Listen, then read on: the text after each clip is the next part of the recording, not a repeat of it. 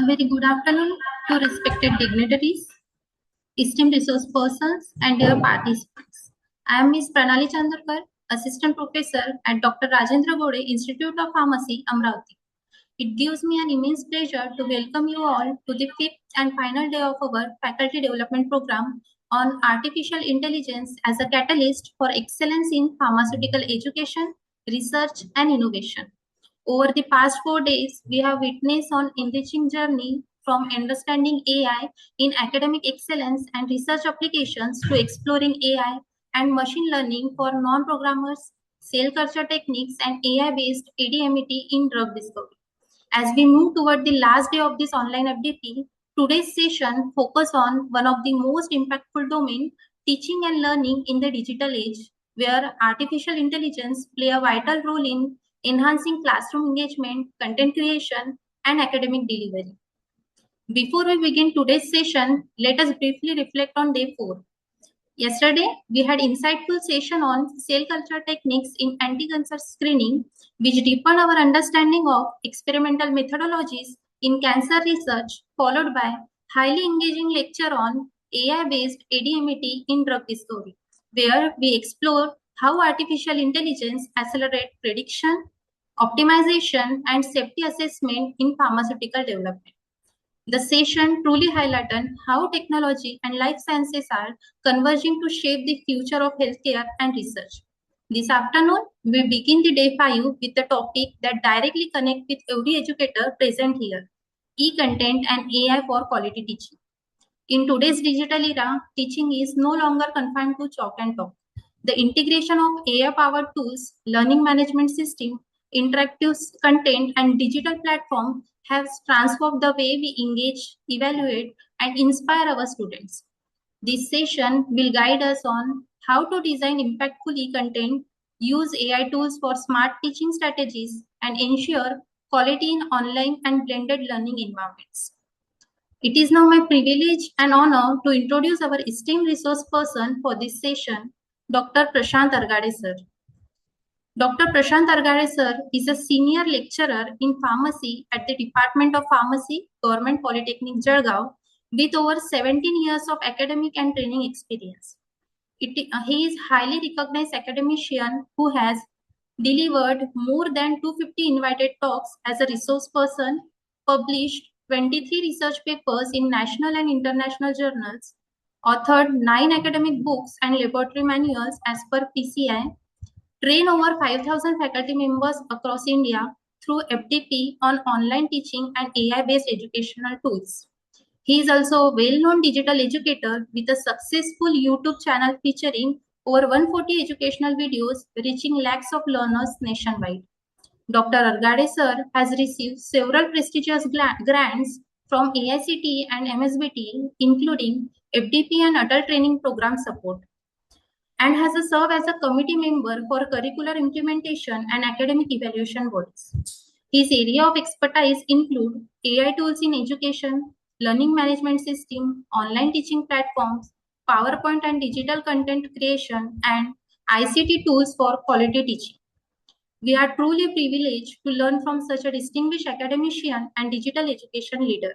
On behalf of principals, organizing committee, and all the participants, I extend a warm welcome to our esteemed resource person, Dr. Prashant Argade sir. Sir, we are honored to have you with us on this digital platform today, and we eagerly look forward to your valuable insights on e-content and AI for quality teaching. Sir, the session is now yours. Thank you, madam. Just stop here with sharing. Can start.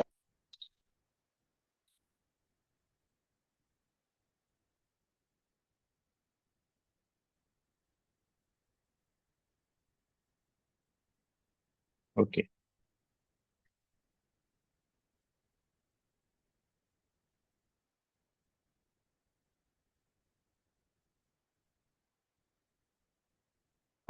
Now the audio and my screen is also visible. Audio is visible.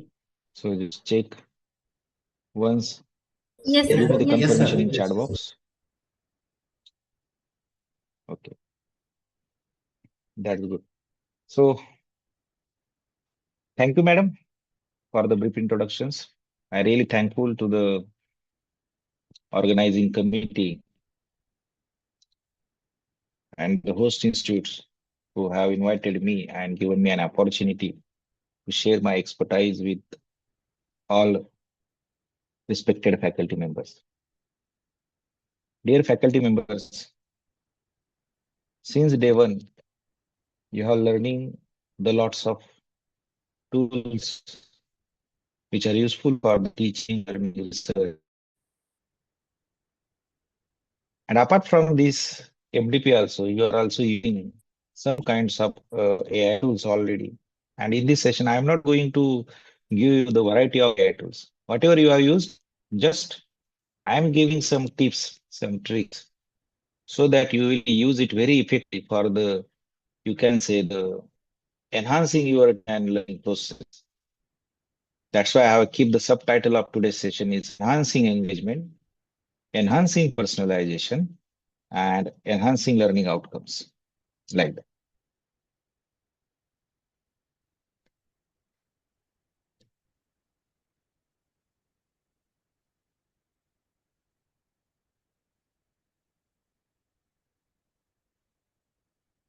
So, dear friends, why we have used the AI tools or why there is need to change the landscape of education? Because we know that in traditional era, or you can say the before COVID, we totally depends on the chalk and talk methods, isn't it? But during the COVID period, we have shifted towards the integration of different technology in our regular teaching and learning process. And dear friends, now there is need to shift with the digital technology. Now we have to integrate the AI. So my dear teachers, the integration of AI in regular teaching and learning process is not a necessary thing. Sorry, it is a necessary thing. It is not a luxury. You can say that. Means what? You have to now use the AI tools. You have to use the e-content also. Why it is required?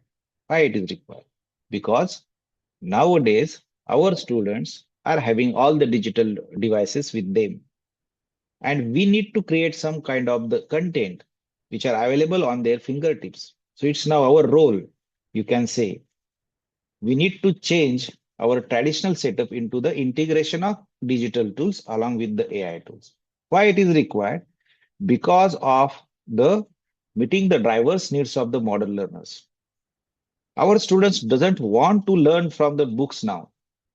Now they are also using the AI also because they have the devices with the internet, or you can say the data packs. So they will use the chat GPT, Gemini, or any other boards they are going to use. But most importantly is what the role of teacher, or you can say the responsibility of teacher get increased in order to face this challenge. And already you are aware about the different tools also. But in these sessions, I am going to share some, best practices which are required to use of the AI. So how I have planned this session, why this session is required, this kind of session, or you can say that this kind of FDP is why is required. Because in today's scenario, we are having the two types of the educators, or you can say the two types of the teachers. One of the teacher is overwhelmed, and another teachers are educator. So some of the teachers are overwhelmed, and some of the teachers are empowered, you can say. So in this session, I am going to empower you from overwhelmed to empowered, or you can say I am going to transform you, those who are the overwhelmed, I am going to transform them into the empowered educator. So at the end of these sessions, you will be empowered with the different kinds of the mindset so that you can able to create your own e-content. You can use the AI tools. You can share the contents with the students. That can be possible. So why we feel the overwhelmed? Because of the heavy workload. In today's scenario, we have the too much of workload. Apart from the teaching and learning process, we have the administrative works, we have documentation works, we need to keep the records, we need to complete the admission process, etc., etc., etc., etc. And due to which there is a time constraint. Due to which there is a time constraints. And most importantly, in today's scenario, students are requiring some diverse resources from us, isn't it? So because of that, some of you may feel like that you are overwhelmed. But on the other hand, some of the teachers are you can say the empowered. Why they are empowered? Because they looks the confident, they are able to manage their time, they are efficient in the teaching and learning process, they are efficient in managing their workload, and most importantly, they are able to keep their students engaged. And how this can be possible? By enhancing their teaching skills with the help of digital tools and AI tools. शिक्षक मित्रांनो मराठी वापरलं तर चालेल का? Just तुम्ही चॅटमध्ये yes किंवा no म्हणा. There is no need to unmute yourself. Just use the chat box. Okay. So why if you want to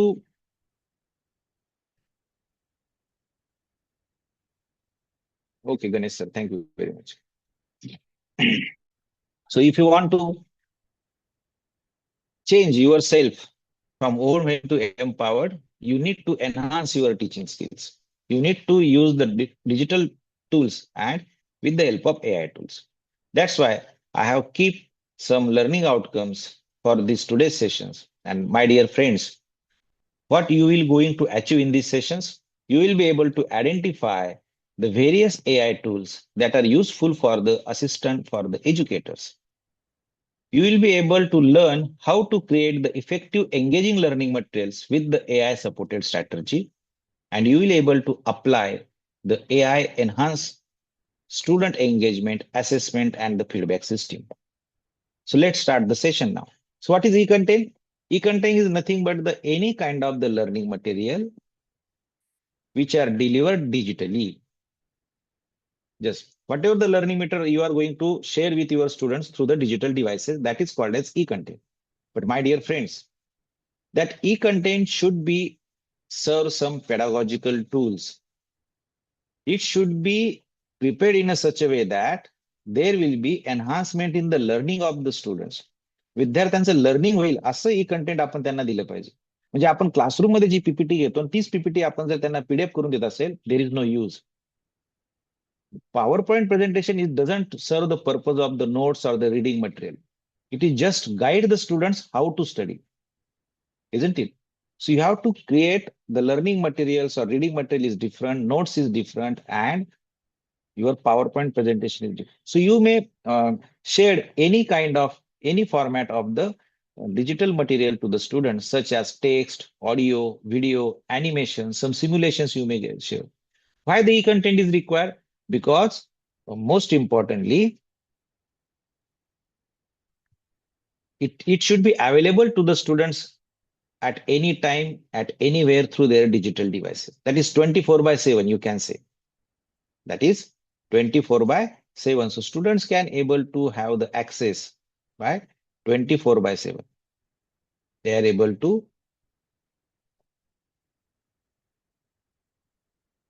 have the access by 24/7 like this.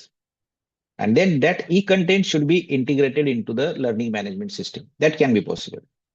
I have planned today's sessions, basic some theoretical part, you can say, concepts, and then we are going to have the demonstration of AI. And if you sit on, means you are join through this session through the laptop or the computer, you may have the practice how to create that particular content. So I am going to share the content and the steps, prompt and the steps, how you are going to create such a materials. Okay, so these are the some of the types of the e-content, and based on these types, for each and every types, you will find the AI tools. Suppose you want to create some infographics. So already you have started to create the infographics by using the Nano Banana Pro or the Chat GPT or the Perplexity, etc., etc. You can create the mind maps by using the Napkin AI, isn't it? Even the notebook LM is useful to create good kind of the mind maps, you can say. So these are the different, the types of the e-content which you are able to create with the help of AI tools. But before creating any kind of AI tools, dear friends, you have to follow the principles of effective design.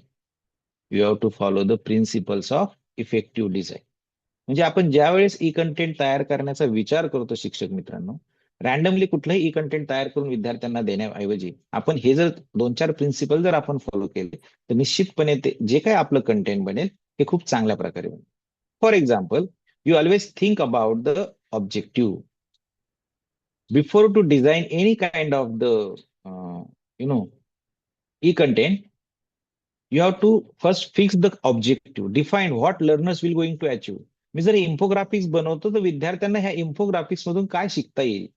मी जर PDF notes जर विद्यार्थ्यांना देतो तर ह्या PDF notes मधून विद्यार्थी काय शिकणार आहे. So you have to first fix the objective, what students will going to learn by having the access of that particular e-content. या e-content मधून ते विद्यार्थी काय शिकणार आहेत हे आपण ऑब्जेक्टिव्ह आधी फिक्स केलं पाहिजे. And then according to objective, you have to focus on the student needs and styles. Objective define केल्यानंतर आपण हे विचार केला पाहिजे की आपल्या वर्गातील सर्व विद्यार्थ्यांना ह्या ई कंटेंटचा उपयोग होणार आहेत का. कारण फक्त जर तुम्ही पीडीएफच जर देत असाल तर मग ते फक्त होईल की जे लर्नर्स रीड करून चांगलं लर्न करू शकतात, because there are diversity in the learners. some of the slow learners, some of the fast learners, some of the visual learners, some of the kinesthetic learners, some are the audible learners, like that. So there are variety of learners we have in our classroom. So always think about all the learners. So that's why you have to create the video, you have to create the podcast, you have to create the reading materials or the infographics like that, or simulation like that. So you have to create the e-content for the learner centered. And my dear friends, always follow the chunking principles. That is, you have to break that particular content into the micro units, or you can say the micro chunks. आपल्याला small parts मध्ये त्याला आपल्याला break करायचं असेल. आता मला जर pharmacy act जर विद्यार्थ्यांना शिकवायचा आहे आणि पीसीआय मला सांगतं की फार्मसी ऍक्ट हा 5 तासांमध्ये शिकवायचा आहे, so I have to break the pharmacy act into the 5 parts. So students will be able to go step by step to learn the pharmacy act very effectively. This is how you have to create the e-content.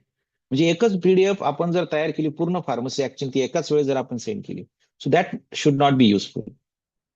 So if I will take the 5 lecture, then I have to create some parts of the pharmacy act. So chunking is very important for the creation of e-content.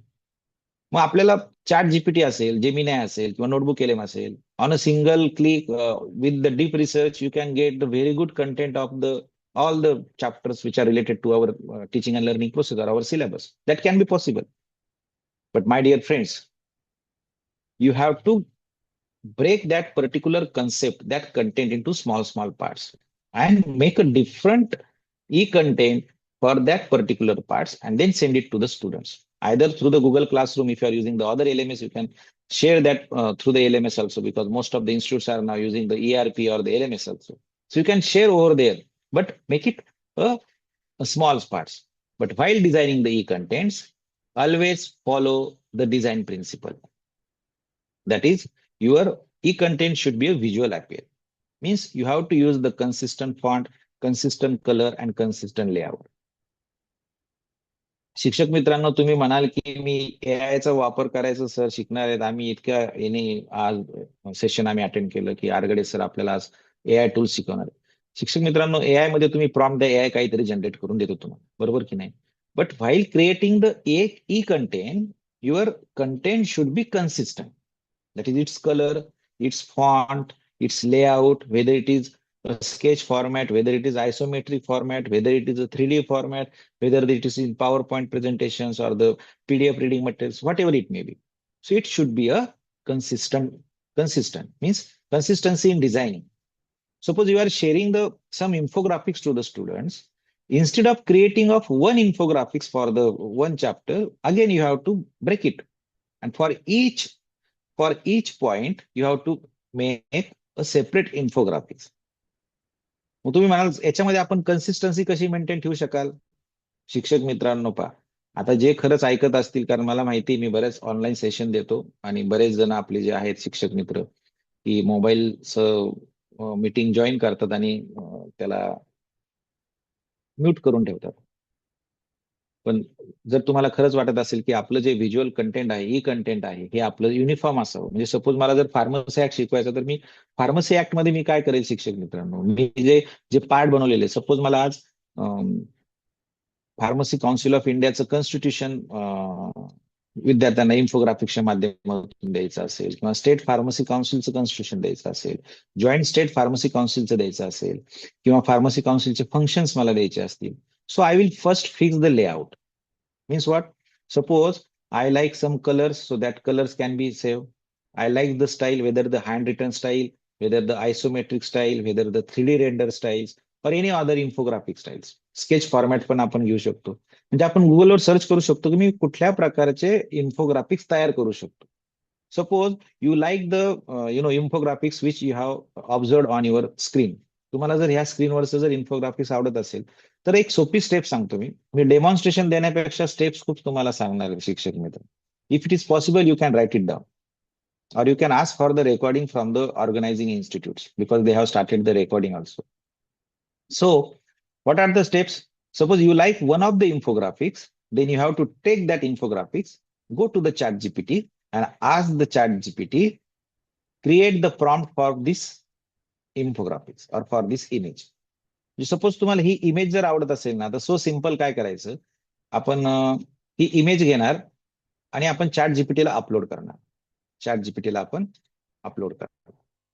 Okay. And then we ask the chat GPT or the Gemini create the prompt for this infographics. आपण त्याला सांगणार की याच्यातून मला prompt तयार करून दे. Then you can give the content to the chat GPT नाव. Okay. Are you getting my point? The step number 1, just upload that particular infographics which you like. If you get it from the any other sources, okay, just upload into the AI tool. Ask for the chat GPT or the any other tools. Okay, that you give me the prompt for this image. Okay, once you get the prompt, now suppose your aim is what?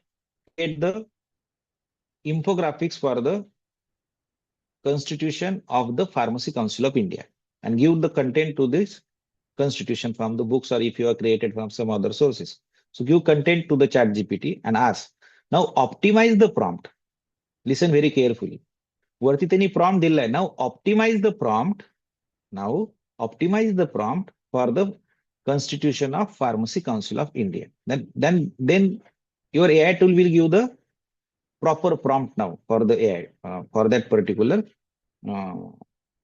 infographics. Now copy it and paste it into the your other tool, which will be useful for the creation of the infographics. Okay, so your first infographics is created. Now again go to the chat GPT.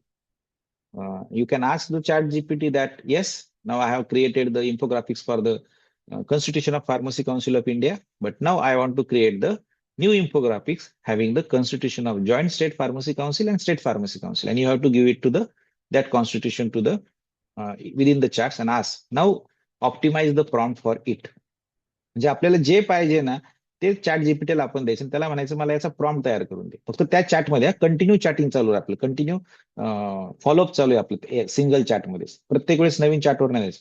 So it will ensures the consistency in your designing styles. जर तुम्ही 3D render मध्ये करत असाल तर सगळ्या तुमच्या 3D render मध्ये बनेल. जर तुम्ही स्केच फॉर्मॅटमध्ये करत असाल तर सगळ्या तुमची इन्फोग्राफिक स्केच फॉर्मॅटमध्ये बनेल.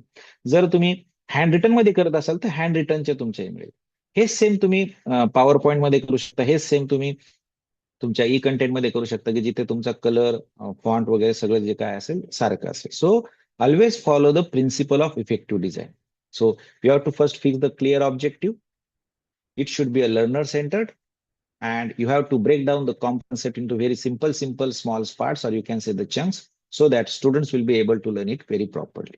Automatically it will ensure the accessibility for all the students if you create it like this, and that can be really useful for our students. So this is what the principle of effective design, and I have shared my experience how to create the consistent e-content with the help of AI tool.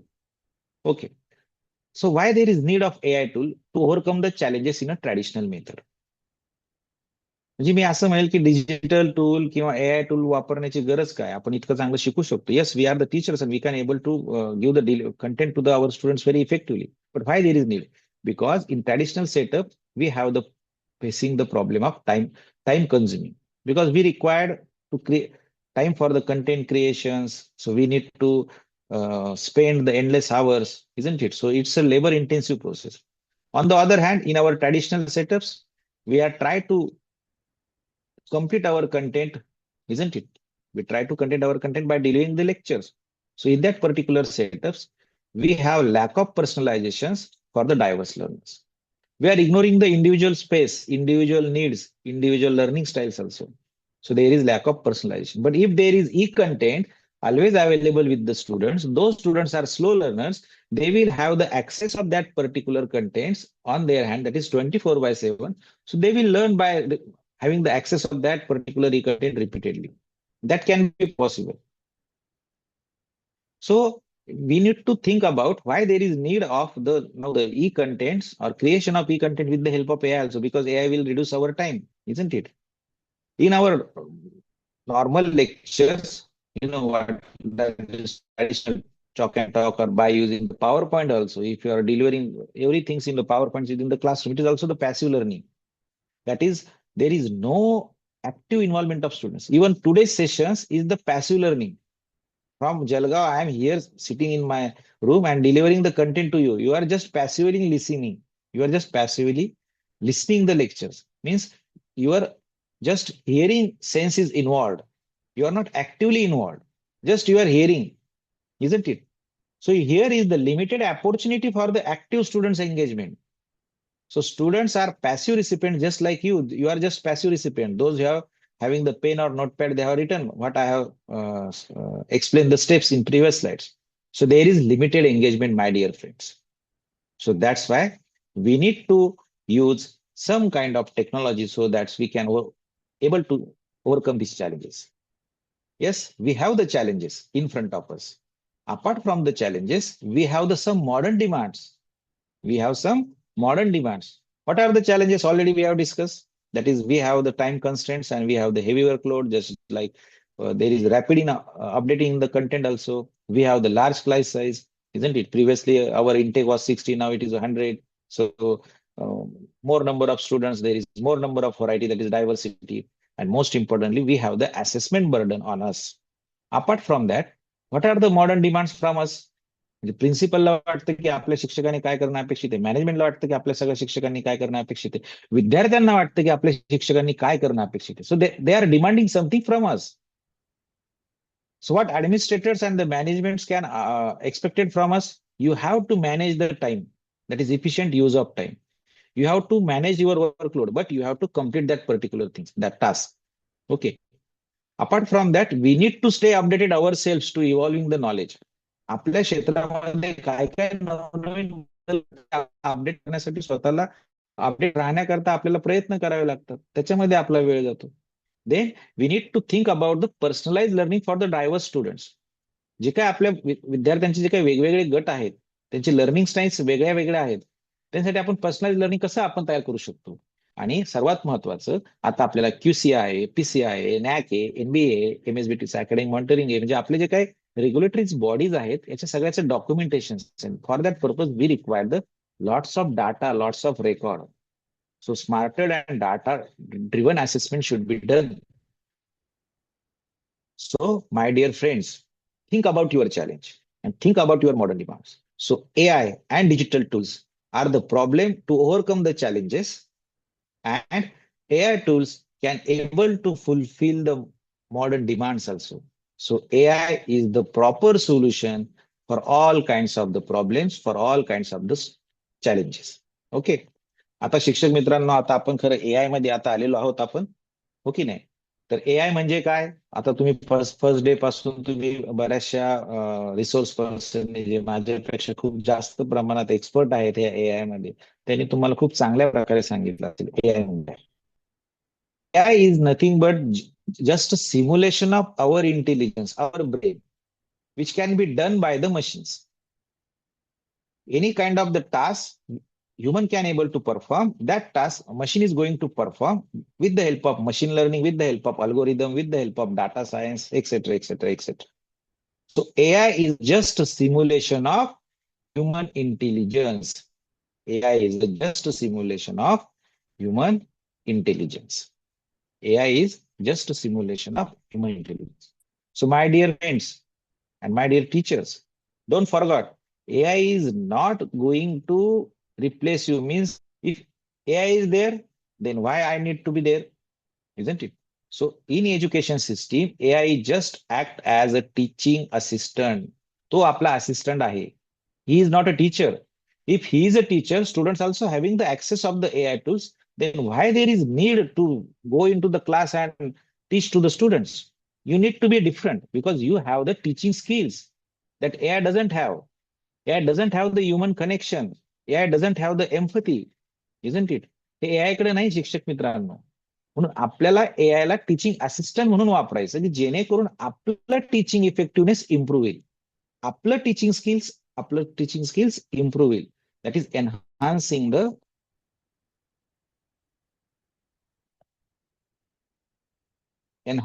The teaching effectiveness with the help of AI. So don't forgot, AI is the assistant. आपण त्याचा assistant म्हणून वापर करून घ्यायचा. It can help us the automations. Yes, that can be possible. It can help the personalisation engine. जर तुम्ही खूप चांगल्या प्रकारे जर एआयचा जर वापर केला ना, तर आपण पर्सनलायझेशन सुद्धा करू शकतो. आपल्याकडे जर गुगल शीट चांगल्या असतील, आपण त्याचं अनालिसिस चांगल्या प्रकारे केलं with the help of Gemini AI और with the help of Claude AI और with the help of chat GPT, it can be possible. And data driven supports also. Yes, we can get the lots of data and we will be able to do it.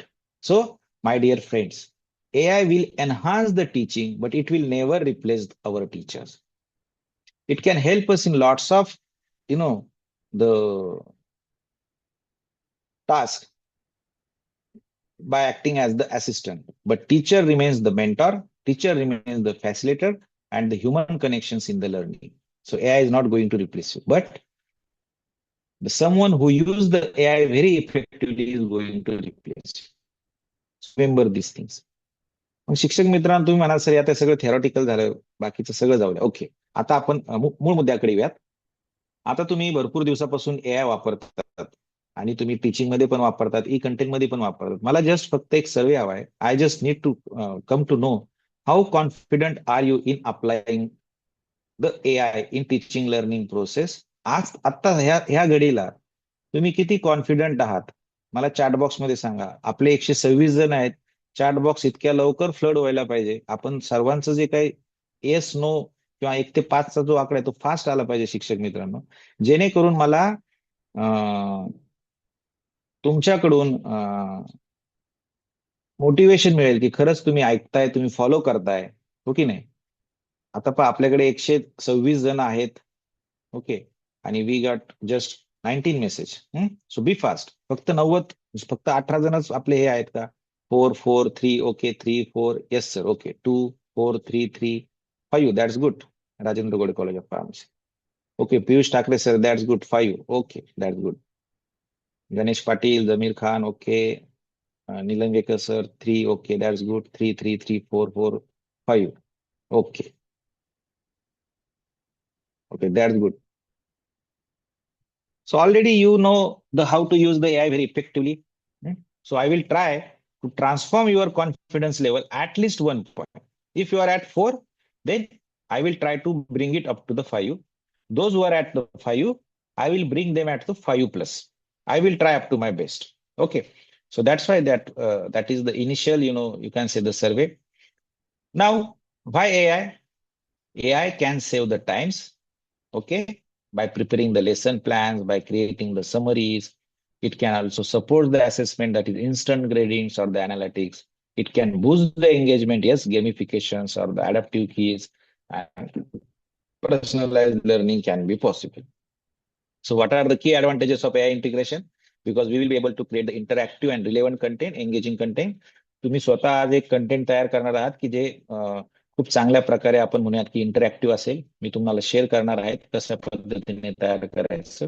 Okay, you can able to give the personalise feedback. आपल्याकडे जर काही data असेल विद्यार्थ्यांचा, आपण personalise feedback प्रत्येक विद्यार्थ्यांचा आपण तयार करू शकतो. According to that we are going to give that particular feedback. Also we will be able to track the progress of our students. We can able to fulfill the diverse needs of the students by inclusive learning, because we are going to including all types of the learners in our teaching and learning process. फक्त classroom मध्ये शिकवणं आता महत्वाचं राहिलेलं नाही शिक्षक मित्रांनो. आपल्याला डिजिटली सुद्धा प्रेझेन्स असणं गरजेचं आहे. And with the help of AI we will be able to save our teaching teacher time to the efficient workload. Yes, सुरुवातीला वेळ लागेल. एआय खूप इफेक्टिव्हली वापरण्याकरता आपल्याला सुरुवातीला खूप वेळ द्यावा लागेल शिक्षक मित्रांनो. आणि हा वेळ जर आपण चांगल्या प्रकारे दिला सुरुवातीला, एकदा का तुम्ही एक्सपर्ट झालात की मग आपल्याकडे भरपूर वेळ शिल्लक राहील. And then data driven insights also. So you can able to have the good data, and depending on that particular data you will be going to take the proper decision with the help of AI. आपण AI ची मदत घेऊन आपण त्याच्यातून आपण हे करू शकतो. पण शिक्षक मित्रांनो, आपल्या समोर हा प्रश्न पडू शकतो किंवा आपण हा प्रश्न सर्व सुरुवातीला आपण आपल्या स्वतःला विचारला पाहिजे. काय प्रश्न विचारला पाहिजे? माय डिअर फ्रेंड्स, हा प्रश्न आपण विचारला पाहिजे before going to use AI. How will AI address my specific classroom challenge? मी एआय चा वापर करतोय, हो की नाही? मी एआय चा वापर करतोय, तर हा एआय माझ्या क्लासरूमचं चॅलेंज कसं फुलफिल करेल? You have to first find out the challenge what you are facing. तुम्ही सुरुवातीला आधी चेक करा. मी सांगतो म्हणून चॅट जीपीटी वापरा असं अजिबात नाही. मी सांगतो म्हणून जेमिनाय वापरा असं अजिबात. मी सांगतो म्हणून गॅमा वापरा असं अजिबात. Already you know that. आणि मी काय तुम्हाला खूप रॉकेट सायन्स सांगतो असं नाही. I am also one of the you. I am also colleague of you. But my challenge is different. I have the diploma pharmacy students. You have the different kinds of the students. My classroom challenges are different. My ICT infrastructure challenges are different. Your infrastructure challenges are different. Means someone having the good interactive board, someone having the internet connections within the classroom, someone not having the internet connection. Means we have the different sets of the classroom challenges. So you have to first fix the challenge and then select the AI tool. Secondly, in what ways AI can transform my teaching practice. म्हणजे तुम्हाला कुठल्या teaching practice तुम्हाला transform करायची आणि ते AI तुम्हाला कसं मदत करेल हे आधी विचार करा एआय चूज करण्यापूर्वी. काय तुम्हाला नेमकं अपेक्षित आहे? What kind of help you required from the AI. AI is not going to take everything, because AI is just you can say the assistant, helper for you. But you need to decide what kind of help should be taken from the AI. हे लक्षात घ्या. आपला जो assistant असतो की नाही, आपण जोपर्यंत त्याला सांगत नाही हे काम करतो तो काम करणार नाही. बरोबर की नाही? जर आपल्याकडे हाताखाली जर एखादा असिस्टंट जर कामाला असेल, आपण जर त्याला सांगितलं नाही जा 120 नंबरची फाईल घेऊन येतो, 120 नंबरची फाईल तोपर्यंत आणणार नाही. तुम्ही नुसतं जर सांगितलं फाईल घेऊन ये, if you just ask told that particular assistant just take the file, which file he should be bring for you on your table, कुठली फाईल आणेल तुमच्या टेबलवर? समजतंय ना मी काय सांगतोय? So you need to first fix what kind of job needs to be taken from the what kind of help you require from the AI. That you have to first fix out. Then you have to start the use of AI. Until and unless the use of AI is the, you can say the directional less. ते directional less असेल, दिशाहीन असेल शिक्षक मित्रांनो. म्हणून तुम्ही आधी fix करा की मी जर एआय वापरलं तर माझं कुठलं चॅलेंज फुलफिल होईल, कुठलं चॅलेंज माझं ओव्हरकम होऊ शकतं, काय चॅलेंज आहे तुम्हाला आज तुमच्या टीचिंग मध्ये हे तुम्ही आधी फाइंड आउट केलं पाहिजे. In what ways AI can transform my teaching practices and with the help of AI to how can personalise learning for each students can be happens. You have to first think, you have to ask this questions to yourself. And हे झालं आपलं, आपण हे choose करण्यापूर्वी हे प्रश्न आपण विचारू शकतो.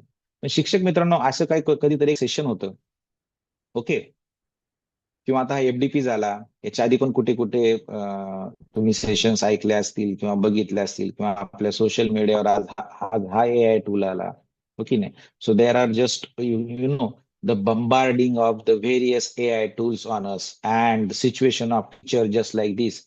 This is you. शिक्षक मित्रांनो, हे जे आहे हे तुम्ही आहात. हे तुम्ही आहात. Okay. Now you are in confused states. Yes or no, you can put. You are in confused state because there are too many tools. There is too much jargon. Where do I be? मी काय वापरू? आज आरगडे सरांनी सांगितलं chat GPT वापरा. सतीश पोलशेट्टीवर सरांनी सांगितलं अरे तुम्ही दुसरं एखादं टूल वापरा. उद्या काय याचा एक मेसेज पडला, त्याचा एक मेसेज पडला, आपण ते स्टार्ट करू यूज करायला. बरोबर की नाही? Yes or no? So there are too many tools. That's why you're feeling the overwhelm. That is very difficult. Thank you, Argade madam. Actual, yes, Umesh Joshi sir. That's good. That is the condition that we have. Okay. So we feel overwhelmed because there are too many tools. So where do I begin? मी कुठे start करू? काय वापरू मी? So my dear friends, don't think too much. You have to just think, how could I shift myself from overwhelm to ownership? मी माझ्या स्वतःला ओव्हरव्हेल्म पासून ownership कडे कसं, confuse पासून एम्पावर्डच्या स्टेप पर्यंत मी माझ्या स्वतःला कसं घेऊन येऊ याचा विचार करा. आणि मी तुम्हाला खूप सोप्या स्टेप्स सांगणार, त्या जर फॉलो केल्या, म्हणजे मी ज्या फॉलो करतो ना, मी तेच तुम्हाला सांगितलं. म्हणजे मी म्हणत नाही तुम्ही फॉलोच करा, but a very good example in front of you, that is mind. Why why I am just taking the sessions? Because organizing team came to know that yes, sir has used some AI tools, and they are able to share his experience with our audience, and that can be benefited. That's why they called me and asked me to deliver the sessions. So you need to think how my confusion is going to change. So you have to shift from overwhelm to ownership. So before that, just think about what you need to think. You need to think about AI doesn't need to be technical. There is not required the technical knowledge. I am also from the pharmacy background. Don't have any kind of the technical knowledge. Bhandari sir also yesterday, they have given the good kind of the, demonstration how to do the drug discovery and all other things with the help of the AI tools. He's also from the pharmacy backgrounds.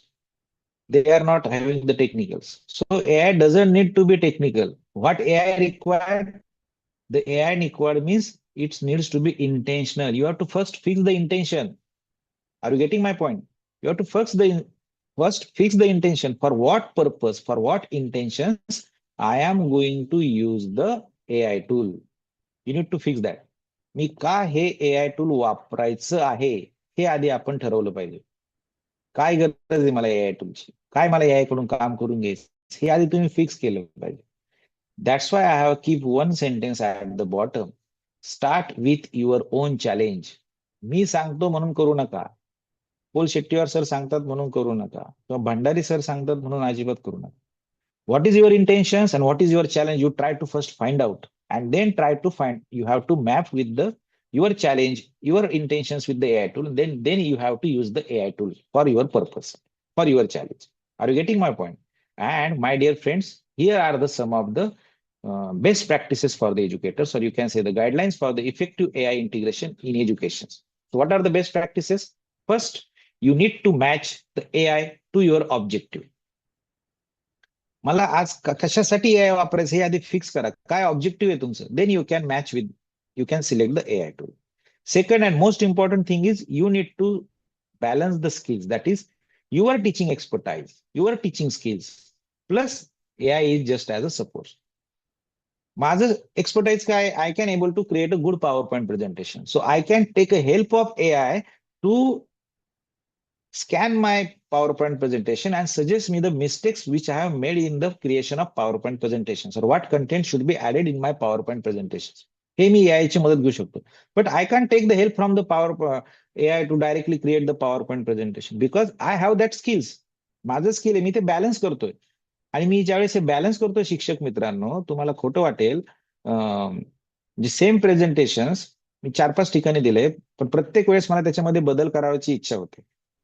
आणि मग ज्यावेळेस मी ते बदल करतो आणि मी deliver करू शकतो, तर मी ते खूप चांगल्या प्रकारे डिलिव्हर करू शकतो, because I have that confidence, because I have created that PowerPoint presentation by me with the help of AI. Yes, I am the transparent. I can take the help. Even whatever you have seen on your slides, I have first created the raw slides, give it to the, chat GPT and ask, just refine the slide content. Then they give me the reply. Then I have modified it, and designing principle, I have added my design principle also. जे design वगैरे principle मी केलं. हेच जर infographic जर असतं शिक्षक मित्रांनो, that infographic slides I could not able to deliver properly. हे मी माझ्या अनुभवातून तुम्हाला सांगतो. याच्या जागेवर मी इन्फोग्राफिक्स तयार करून जर टाकलं असतं, आणि for me it just take 5 minutes to create the infographics, good quality of infographics for this slide or for this content. But I have never used infographics. I have added somewhere else. Why? Because I need to give the message to you that you need to balance your skills along with the AI support. जर infographics आपण बनवले तर सगळ्याचे सगळे आपल्याला properly explain करता येणार नाही क्लासरूम मध्ये. हा तुम्ही ई कंटेंट म्हणून तुम्ही शेअर करू शकता, पण क्लासरूम मध्ये पण आपलं लेक्चर्स इफेक्टिव्ह झालं पाहिजे, आपलं टीचिंग इफेक्टिव्हनेस इन्क्रीज झाला पाहिजे with the help of AI tool. आपण एआयचा वापर करून आपलं कंटेंट चांगल्या प्रकारे तयार करून आपण ते पॉवर पॉईंट मध्ये किंवा आपल्या प्रेझेंटेशन मध्ये किंवा आपल्या स्टडी नोट्स मध्ये सुद्धा आपण ते ऍड करू शकतो. आणि always be a follow the academic integrity and the fairness. That is, be a ethical users of the AI. So ensure the fairness and integrity. Just I have shared with you. And second thing is you need to stay updated. Yes, my dear friends, always think about the, you know, if suppose you are using the chat GPT, so which one is the latest version? If you are using the Gemini, which one is the latest version? What are the updates are coming from the different AI tools? You need to be updated. म्हणजे आपल्याला काय काय नवीन नवीन आले याच्या आपल्या क्षेत्रामध्ये ते आपल्याला पाहावं लागेल. आणि ही जर प्रॅक्टिस तुम्ही फॉलो केली, if you follow that particular practice, my dear friends, the teachers which looks on your side on your screen is a very empowered teacher now. आपण इतक्या कन्फ्युज टीचर बघत होतो, but now if you follow the best practices for the use of AI in teaching, definitely you will become empowered just like a teacher which you have able to seen on your screens by following a very simple path forward. So my suggestion is what? Start with small. Don't directly go up to the end. एकदम हाय लेवलला, हा चला आर्गडे सरांनी simulation तयार केलं, आज आपण simulation तयार करू. बिकॉज मी खूप जास्त दिवस यूज केलं म्हणून मी ते तयार करू शकतो, तुम्ही करू शकत असं मला अजिबात म्हणायचं नाही शिक्षक मित्र. You can also able to create a good kind of the content rather than you can able to create the excellent content than me also. Not, it is possible. But my suggestion is what? If you are at the primary level, just start with the small. Experiment with the one or two tools. चला आज सरांनी magic AI सांगितलं, आपण magic वापरू. सरांनी खान मिगो सांगितलं, आपण खान मिगो वापरू. आज XYZ सरांनी अजून एक टूल सांगितलं कुठलं तरी, एनिथिंग डेस्क सांगितलं, मग आपण एनिथिंग डेस्क वापरू. Not like that. You have to always experiment one or two tools, gradually build the confidence with that tools, and then you will become an empowered educator. आधी confidence build करा की मी खूप चांगल्या प्रकारे chat GPT वापरू शकतो, मी खूप चांगल्या प्रकारे असं जेमिनाय वापरू शकतो, त्याच्यातून माझं कंटेंट खूप चांगल्या प्रकारे तयार होतं. आणि मग हळूहळू हळूहळू आपल्याला कॉन्फिडन्स येईल, आपण आपले जे काही हे असेल आपण चांगल्या प्रकारे आपण हे करू शकतो. Okay, so dear friends, for that purpose you need to find the perfect tool for every teaching goals. Perfect tool for every teaching goals. But I am not going to discuss these things because already I have created this good kind of the infographics for you. I am going to share with you. Just give me 1 minute. I need to open. Okay, I need to open our group.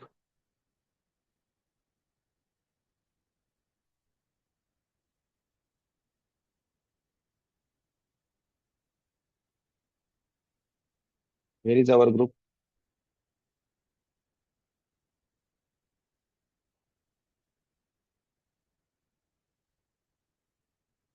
Okay, this is our.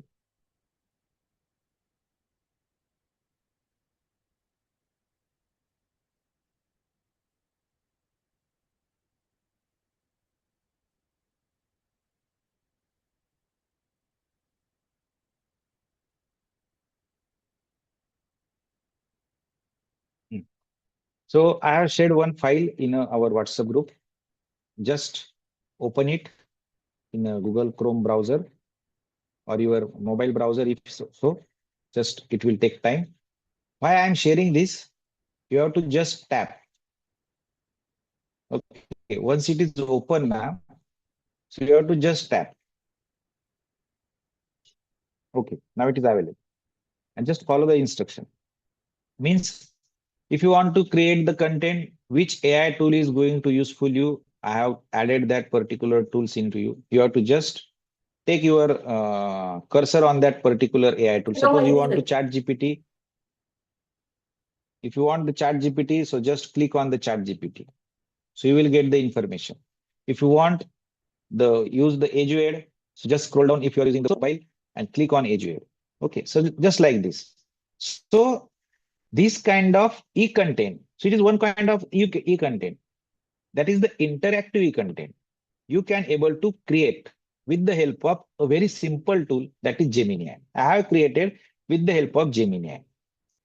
Okay. Once you have complete the first, go to the second, that is tutoring and support systems. मी खूप fast पुढे जातोय, आता आपल्याकडे वेळ कमी आहे, आपल्याला 3:30 ला संपवायचंय, demo पण झाला पाहिजे आपला, हो की नाही. तर हे तुमच्याकडे आता ही फाईल आलेलीच आहे. ही फाईल ओपन झाली तुमची, इंटरनेट एक्सप्लोजर मध्ये आपल्याला ही ओपन करायची आहे. Okay, so if you are gone through it, just put yes or no. If you like it, put yes in chat box, or just give the thumbs in WhatsApp group also.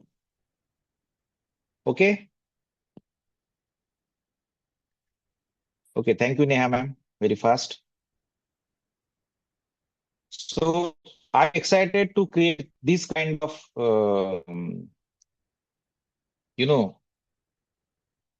the interactive e-content. That is the interactive e-content. What are I am sharing with you?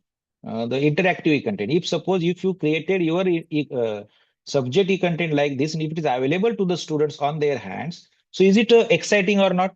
Whether their engagement can improve? Yes or no? You can say improve or not improve, like that. Whether their engagement or the interest for our teaching and learning process is improved or not improved. What you say? Improved or not? Okay, yes, will improve. Yes, Manisha ma'am, that's very good. Yes, it is possible to improve the things. Okay, I got one thumbs up. That's good. Okay, so you can have the access of that HTML file at any time, but just I will wrap up my presentations within 5 minutes, then we will move forward for our actual demonstration. So my dear friends, also I am going to share the image, one image on your WhatsApp group also, the image containing the same informations, but in different styles. So 10-80-10 rule in AI in education. You know that initially we had discussions, when we have started to use the AI tools, and one day Dr. Satish sir told me, why we not follow the 10-80-10 rule? Then we had some discussion, what is actual meaning of 10-80-10 and how it will be beneficial for us, isn't it? To use of or effective use of AI in our teaching and learning process. So my dear friends, first 10% part is the prompt, that is the input. The quality what you want from the AI is totally depends upon what order you are given to the AI tools. जसं मी सुरुवातीला सांगितलं, तुम्ही तुमच्या असिस्टंटला सांगितलं file घेऊन ये, तर assistant कुठली फाईल घेऊन येईल. तसंच तुम्ही यायला सांगितलं create a content about pharmacy act, तो फार्मसी ऍक्टचं सगळं जे काय असेल ते कंटेंट तुम्हाला बंबाट करेल. पण तुम्ही जर स्पेसिफिकली विचारलं, म्हणजे जर तुम्ही तुमच्या असिस्टंटला सांगितलं स्पेसिफिकली मला 120 नंबरची फाईल घेऊन ये, तर असिस्टंट 120 नंबरची फाईल घेऊन येईल. तसं तुम्ही यायला जर सांगितलं write down the objective of pharmacy act as per 1948 act, तो फक्त तुम्हाला ऑब्जेक्टिव्ह देईल. म्हणजे we need to be very clear about the instruction given to our assistants. AI is the assistant for us, and whatever the works can be performed by the AI, it totally depends upon commands what you have given to the AI. तुम्ही काय command देता, तुम्ही काय prompt देता त्याला, त्याच्यावर त्याचं ते आउटपुट अवलंबून आहे. ठीक आहे, AI can done their jobs 80% because he has lots of data, he has ability to about the machine learning, data analysis, algorithm, all kinds of they have the ability. But that ability totally depends upon your input. So better the prompt, better the outputs. So your input defines the AI intelligence. मग आपण input properly देत नाही, chat GPT चांगलं उत्तर देत नाही, Gemini चांगलं आपल्याला सांगत नाही, किंवा क्लाउड आपल्याला चांगलं येत नाही, like this. So that cannot be possible. Okay. So first 10% part is the quality of input, or you can say the quality of command, that is prompt. 80% job will be done by the AI. And now next 10% part is very much important. Next 10% part is very much important. That is review, refine, and verify. Whatever the AI can give on the information, you need to validate it, because human loop is always required. Human connection is always required, because AI can make mistakes. शिक्षक मित्रांनो, प्रत्येक एआयच्या जे काही आपले apps आहेत किंवा जे काही त्यांचा interface आहे, सगळ्यात बॉटमला किंवा फुटरला त्यांनी मेन्शन केले AI can made a mistake. Yes, AI can made a mistake. So your 10% part is very much important. Your 10% part is very much important. That is validation. आपल्याला ते व्हॅलिडेट करणं खूप गरजेचं आहे. आणि असं जर आपण केलं तर आपलं जे काही कंटेंट असेल हे खूप चांगल्या प्रकारे असेल. म्हणजे चांगल्या प्रकारे आपलं कंटेंट बनेल. आपल्याला व्हॅलिडेशन केल्यानंतरच त्याला आपल्याला पुढे घेऊन जायचं. म्हणून मग आपण काही गोष्टी फॉलो करायला पाहिजे. ओके नाही, मग प्रॉम्प्ट तयार करताना किंवा प्रॉम्प्ट हे करताना काय आपण हे करायला पाहिजे. तर हा सिम्पल एक रूल मी डिझाईन केलेला आहे. म्हणजे मी पण याकडूनच रूल घेतला, इकडून तिकडून वाचन करून मला तो रूल तयार करता आला. असं एका सिटिंगमध्ये होत नाही कुठली गोष्ट. It required times. So if follow that particular formula for the prompt engineering, then your quality of your prompt will be good and output is also good. So what you need to follow? So you have to create the prompt just like a role. So first, decide the role, decide the expertise level of AI tools. आपण AI tool ला सांगितलं पाहिजे की who are you for me? Okay. Then give the task. तुला काय करायचं आहे, specific task आपण त्याला असाइन करायला पाहिजे. Along with the context. म्हणजे मला कशाच्या संदर्भात हे काम तुझ्याकडून करून घ्यायचं. You need to give the context. Always give the constants, always give the limits, always fix the boundary of AI, because AI has the lots of information we can't imagine. Beyond our imagination, AI can perform the jobs. So we have to give the constraints. त्याला limit द्या, boundary द्या, तर तो त्याच specific job तो चांगल्या प्रकारे करेल. आणि in what format you want that particular information, give the output format. Just take example. This is the prompt which I have design. Act as a pharmacy e-content designer. So I have given the command to the chat GPT or the Gemini or the Cloud AI. You are now pharmacy e-content designer. आपण त्याचा role fix केला. तू आता pharmacy content designer आहे, मला याच्यामध्ये मदत कर. मग मी त्याला टास्क काय दिला? Design engaging and well-structured e-content on the Pharmacy Act 1948. I want the engaging and well-structured content on the Pharmacy Act 1948. हा मी त्याला टास्क दिला. आता मी त्याला कॉन्टेक्स्ट देईल. मला कशाच्या संदर्भात याची माहिती हवी आहे. The content should be align with prescribe syllabus for the pharmacy act 1948. मी तो सिलेबस इथं पेस्ट करेल. मी माझ्या फार्मसी PCI कडून जो मला सिलेबस आला तो मी इथं पेस्ट करेल. हो की नाही. Then content must be academically accurate, practice oriented, and appropriate for diploma in pharmacy students. So I have given the constraints. मी जर डिप्लोमाला शिकवतो तर मी फार्मसी ऍक्ट 1948 डिप्लोमाच्या मुलांच्या लेवलनी, त्यांच्या लँग्वेजच्या याने मला ते अपेक्षित आहे. म्हणून मी त्याला कन्स्ट्रेंट दिलं. Don't give the information for the regulatory authority. त्याला काय माहिती मी ड्रग इन्स्पेक्टर आहे का, मी कुठला प्रेसिडेंट आहे, की माझं स्वतःचं मेडिकल आहे, की मी टीचर आहे. मला कशासाठी पाहिजे, तर मला डिप्लोमा फार्मसी विद्यार्थ्यांसाठी पाहिजे. म्हणजे त्या पद्धतीने तो डिझाईन करेल. Okay. And then I have asked the output format. Present the output in 2 sections.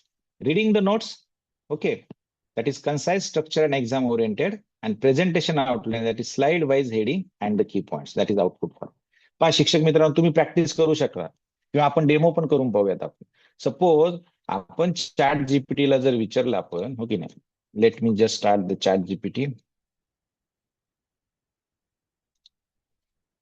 Okay.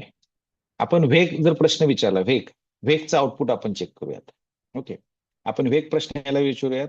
Create e-content on Pharmacy Act 1948.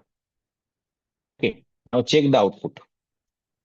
Being creating the output, I will open the another chat GPT.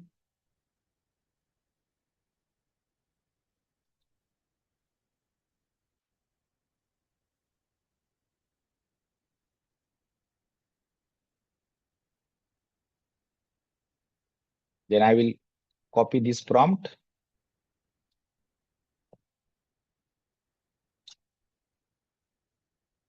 and paste it in other chat GPT. Means same thing, but we can able to find the difference. So this is the first, whatever you have seen on left hand side, that is the first output in a one single line prompt. Okay, create e-content on Pharmacy Act, and here we have used the structured prompt. We are used structure prompt specifically for the diploma pharmacy students like that. Now see the difference of these sections. So Pharmacy Act 1948, Section 1, Introduction, year of, so objectives, definitions, compositions, all these things they have mentioned here, penalties table. Then also they have given me the presentation outline. See here, we got the presentation outlines. And along with the student notes, I will get the presentation outline. But here, the chat GPT can give the irrelevant information along with the different terms.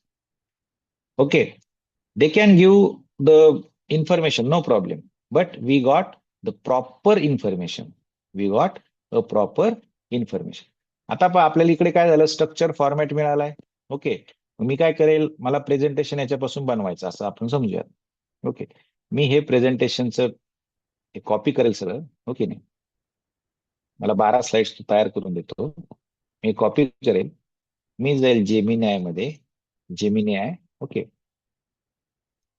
नाही तर आपल्याकडे content तयार झालं ना, आपल्याला next 10% part आता वेळ नाही आपल्याला, पण आपण ते कंटेंट तयार झाल्यावर आपण त्याला व्हॅलिडेट करायचं and then go to the Gemini AI, और you can go also Claude AI also, और Gamma AI also for the creation of presentation. म्हणजे आपल्याला जर विदिन अ सेकंड जर पाहिजे असेल तर आपण गॅमा यूज करू शकतो, जेमिनी आय यूज करू शकतो. Okay,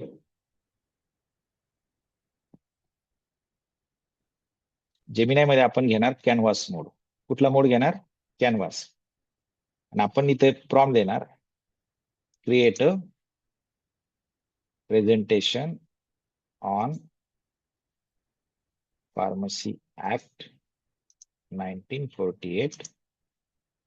Okay, and paste the content from our chat GPT and hit the button or just press the enter. Okay, are you following me? Yes or no? Yes, thank you.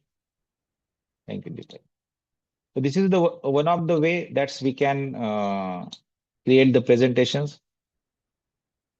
Okay, हे presentation तयार होत राहील. आपण तोपर्यंत एक दुसरा tool मी recently हे केला. Do you know the cloud AI directly create the power point presentations? Anyone knowing that cloud AI can able to create the PowerPoint presentations? Yes or no? No, Umesh Doshi sir, thank you very much. So you can use the Cloud AI also. So this is the Cloud AI. I have created one prompt. Okay, what is the prompt? You are an AI tutor for pharmacy students. Explain the concepts of bioavailability and the bioequivalence in simple terms. Include, just give me 1 minute. I am going to start the Zoom, so you will be able to read it very properly. Okay.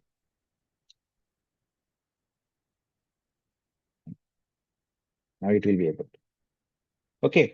So I have given proper prompt. So I will hit the enter. And so you have to put the good prompt in Cloud A and then hit the button. So they will start to understand the or explain the bioavailability and the bioequivalence concept. Just I have taken the example. You may change your point also, no problem. And you have to have the follow prompt now.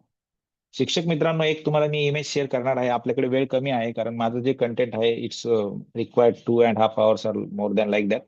But I am going to share one image with you. What steps we need to the follow for the creation of good content. कधी पण जो first output येतो त्याच्यावर कधीच आपण हे नाही करायचं. आपण फॉलो प्रॉम्प्ट करत राहायचं. आपल्याला कुठल्या गोष्टी आपल्याला त्याच्या वेग वाटतात त्या गोष्टी आपण त्याच्याकडून रिफाईन करून जर आपण घेतल्या तर चांगल्या प्रकारे तयार होईल. ओके, आता आपण त्याला जी इन्फॉर्मेशन सांगितली त्यांनी ती पूर्ण केली. मी आता फक्त एक सिंपल लाईनचा एक प्रॉम्प्ट मी तिथे ऍड केलेला आहे. वेळ लागतो म्हणून मी फक्त कॉपी पेस्ट करून ठेवलाय. Create a presentation content for all slides with following design principles. म्हणजे आपण डिझाईन प्रिन्सिपल आपण जे शिकलो आहे की नाही ते प्रिन्सिपल फॉलो करा. Keep 3 to 4 bullets for the each slides. Suggest visuals for the same. Use relevant icons and color. Use relevant icons and colors. Even तुम्ही इथं सांगू शकता create a placeholder. Placeholder म्हणजे जागा. Create a placeholder for visuals in some slides. काही slides मध्ये मला visual add करण्यासाठी जागा तयार करून दे. Okay, like that. Then I am just time to create something. Okay, it will started. Go to the Gemini. See here, Gemini have created the presentation of 13 slides. The content we have taken from the chat GPT given to the Gemini. Now the presentation is ready. You can see it. You can just click on export the slides. See here, export the slides. So your slides are going to be created and it will save in a Google Slides. It will save in a Google Slides. Okay. So this is how very simply, if you are having the proper prompt and the mixing of one or two, generative AI tools, you can able to create good quality of the presentations. You can able to create a good quality of presentation. And next part is what? Our human connection. That is, you have to close with the human touch. मग आता आपल्याला काय म्हणायचं, इथे आपण सगळं वाचणार, आपल्याला माहिती आहे की इथं काहीतरी त्यांनी चुकी केली असेल, आपण ते करेक्ट करायचं आपल्या रेफरन्स बुकमध्ये. That is the validation and the refinement of the data. Validation and refinement of the data. इकडचे स्लाइड्स आपल्या क्रिएट होतात, ते इकडे पाहू आपण. ओके, इथं क्रिएशनचं काम चालू आहे अजून. ओके, लेट इट बी, चालू राहू द्या. तोपर्यंत इकडे जेमिनी आहे, स्लाइड्स क्रिएट करतोय. आपण दुसरं जेमिनी आहे ओपन करू. मला तुम्हाला हे दाखवायचं की आपण HTML इंटरॅक्टिव्ह प्रेझेंटेशन कसं तयार करू शकतो. ओके, इंटरॅक्टिव्ह HTML प्रेझेंटेशन जे मी तुम्हाला शेअर केलं होतं आता याच्यामध्ये, तशा पद्धतीचं आपण कशा पद्धतीने तयार करू शकतो. लक्षात घ्या, त्यासाठी आपल्याला कधी पण कॅनव्हास मोड ऑन करायचा आहे. तुम्ही क्लाउडमध्ये पण करू शकता, चॅट जीपीटी मध्ये पण करू शकता, नो प्रॉब्लेम. मी जेमिनाय यासाठी यूज करतो की जेमिनायचं जे हे व्हर्जन आहे हे खूप चांगल्या प्रकारे काम करते. सध्या जेमिनी 3 जो आहे तो, आणि खूप आपण लॉंग चॅटिंग पण याच्याबरोबर करू शकतो. आता मी काय प्रॉम्प्ट देतो, create a HTML based interactive content on Pharmacy Act 1948 for diploma pharmacy student. Okay, कोणासाठी पाहिजे मला? डिप्लोमा फार्मसी स्टुडंट साठी पाहिजे. You are expert in designing. आपण त्याला रोल द्यायचा विसरलो ना, म्हणून आपल्याला रोल द्यावा लागेल त्याला. You are expert in designing interactive e content and web page. आपलं वेब पेज तयार होणार, म्हणून आपण त्याला वेब पेजचं हे केलं. Use relevant icons and colors and also use modern and professional theme, animation and transition.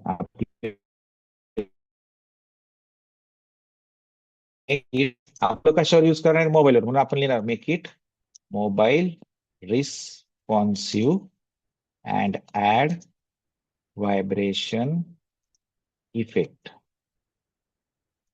Add few MCQs at the end. सगळ्यात शेवटी MCQ add कर at the end. And after giving response by students reveals correct answer. विद्यार्थ्यांनी हे दिल्यानंतर reveal कर correct answer and explanation. म्हणजे आपण काय केलं, आता स्पेलिंग मिस्टेक झाल्या असतील पुढे, प्लीज लिव्ह इट. आपण केलं create HTML based interactive content. शिक्षक मित्रांनो, मी काय सांगतो तुम्हाला, आपल्यापैकी बऱ्याच जणांना माहिती असेल, मी फार्मासिम लॅब नावाचं सिम्युलेशन तयार केलं. सेम म्हणजे जेमिनाय यूज करूनच मी ते सिम्युलेशन तयार केलंय. फक्त त्याला आपल्याला खूप वेळ लागतो, आणि आपण तो फॉलो प्रॉम्प्ट मध्ये आपण करत गेलो. म्हणजे what you actually want from the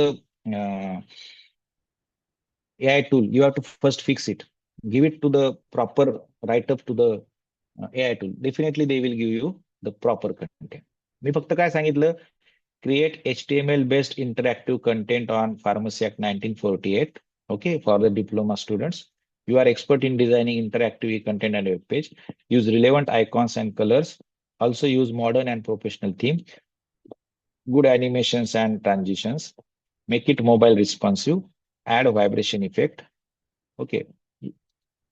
Add a few MCQs at the end after giving the responses by the students. Reveal the correct answer and explanation. Just click. Okay, तोपर्यंत इकडे आपले slide तयार झाले असतील. Open the slides. ओके, इकडे cloud पाहूयात आपण. Okay, cloud याचं पण पॉवर पॉइंट प्रेझेंटेशन रेडी झाले. See here the bio equivalence, bioability and bio equivalence PPTX. It will take times. आपलं मल्टिपल टास्क चालू आहे म्हणून कदाचित तो वेळ घेईल. ओके, इकडे आपलं इंटरॅक्टिव्ह वेब पेज डिझायनिंग सुरू पण झाले. So side by side you can check.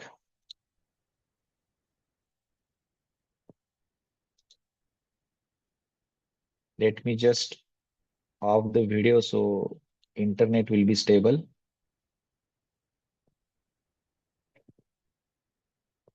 Okay, here I will get button download. See here.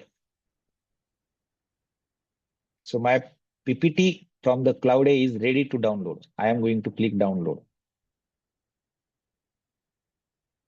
See, I will save the my presentation and I will open it. See, this is the presentations created by the Cloud AI by just a good prompt. Okay.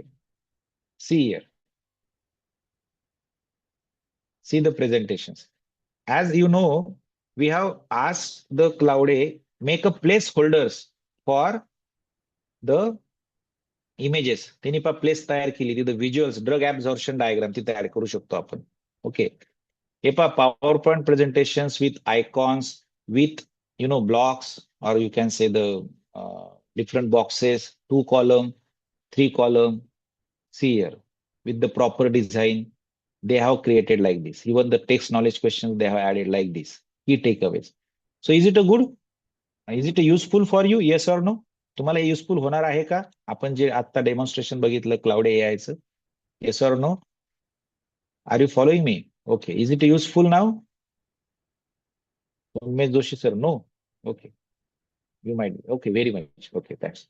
Useful. Okay, Manisha ma'am, Gopal sir, Aboli ma'am, तुझ्या. Okay, thank very much. Definitely. Okay, Shilpa ma'am, that's good. So what you need to follow, you need to have the good kind of the prompt and follow prompt. आपण follow prompt मधून presentation केलं, कारण आपल्याला हे आता normally माझं basic काय आहे, म्हणजे माझं तुम्हाला सांगण्याचा उद्देश काय आहे की ह्या तो जो काही इन्फॉर्मेशन देणार आहे 80% इन्फॉर्मेशन झाली. You need to copy it, paste it in a word and optimise it first. म्हणजे आपल्याला व्हॅलिडेट करून घ्यायची ती इन्फॉर्मेशन, ऑप्टिमाइज करायची आपल्या लँग्वेजमध्ये, व्हॅलिडेट करून मग ती आपण परत एआय टूलला देऊन मग आपण एक फॉलो प्रॉम्प्ट केला की मला प्रेझेंटेशन पाहिजे. कसं पाहिजे आपण ते पण त्याला दिले. डिझाईन प्रिन्सिपल फॉलो कर, 3 ते 4 बुलेट पॉईंट ठेव, चांगले कलर वापर आणि आयकॉन्स पण ऍड कर, असं आपण त्याला सांगितलं. इकडे आपण आपल्या जेमिनाय मध्ये आपण हा पॉवर पॉइंट तयार केलं पाहिजे जेमिनाय मध्ये, आणि याचं पण आपण प्रेझेंटेशन करू शकतो. ओके, म्हणजे आपण कंटेंट वेगवेगळ्या प्रकारचे तयार केले की नाही, हे या ठिकाणी आपलं स्टार्ट झालं प्रॉपरली. ओके, हे एक प्रकार झाला. आता ही स्लाइड झाली की नाही, आपली स्लाइड कोणती झाली आपली, फार्मसी ऍक्ट 1948. इकडे आपण जेमिनायला HTML वेब पेज तयार केले. ओके, जेमिनायला आपण HTML वेब पेज तयार केले. Due to some internet issue, it might be required time to load. See, the interactive presentation is created over here.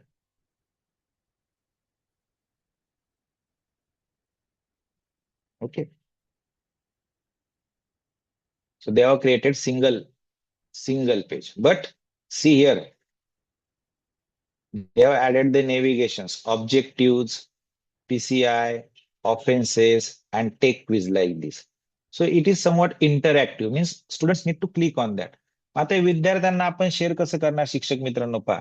इथे आपण शेअरवर जर क्लिक केलं आणि सपोज याच्यामध्ये आपल्याला काही बदल करायचा असेल. Suppose you want the change somewhere because AI can make a mistakes. So here is the select and task. Suppose you want to change like this content. हे कंटेंट तुम्हाला बदलायचं असेल फक्त सगळं परत प्रॉम्प्ट द्यायची गरज नाही. हे कंटेंट बदलायचं you have to select it and what replacement or what changes you require you have to just add here ask the Gemini. तर Gemini can do the job here. म्हणजे तो जॉब करेल इथं त्याचा तो ते बदल करेल. Okay, let it be. आता आपल्याला काय बदल करायचं नाही, आपल्याला बघायचंय आपल्याला हे कसं आपण आपल्या विद्यार्थ्यांना किंवा असं कसं. There are two types of sharing. Either you can create the web page based on this content. काय सांगितलंय मी? Either you can create the web page based on this content or you can save it as a HTML file. मी तुम्हाला जी काही HTML file पाठवली होती ग्रुपला तुम्ही तशी करू शकता. ते करण्यासाठी काय करायचं पहा. Just go to the our windows, search for the notepad. काय सर्च करणार आपण? नोटपॅड सर्च करणार. Notepad, open the notepad. Okay, and paste the content. आपण हे कंटेंट कुठून घेतलं आपण हे कंटेंट? हे परत तुम्हाला दाखवतो मी. शेअर बटन आहे, इथून आपण कॉपी कंटेंट वर क्लिक केलं म्हणजे आपल्याकडे तो HTML कोड आला. तो कोड आल्यावर शिक्षक मित्रांनो आपण गेलो नोटपॅडला. नोटपॅडला ते पेस्ट केलं. आपण हा करणार सेव्ह. काय करणार? सेव्ह. सेव्ह करताना पहा, आपण इथे सेव्ह करताना काय ऍड करायचं? File save this file. You have to keep this thing keep in this mind. This is very critical phase. ही खूप महत्वाची स्टेप्स आहे शिक्षक मित्रांनो. आता आपण काय केलंय? फार्मसी ऍक्ट म्हणून मी करतो फार्मसी ऍक्ट .html. तुम्ही नाव काही पण देऊ शकता. You can use any name but extension should be .html in small, capital नाही. .html should be in small. And I am going to save it. I am going to save it. मी हे check केलेलं नाही कसं झालं काय झालं. मी direct ते सेव्ह केलंय माझ्या डेस्कटॉपवर. ओके, या ठिकाणी मी ते सेव्ह केलं. मी ते डायरेक्टली तुम्हाला शेअर करतोय.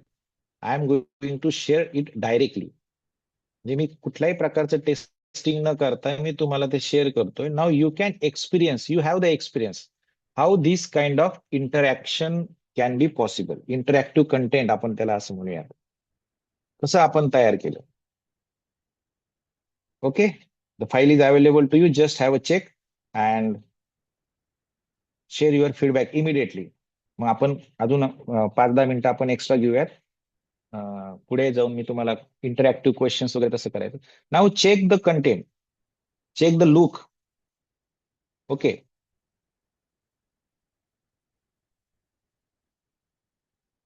Take the quizzes. Quizzes check करून पहा तुम्ही. क्विजेसवर कुठेतरी क्लिक करा. काही फील होतंय का पहा. Have you any feeling while selecting the quiz?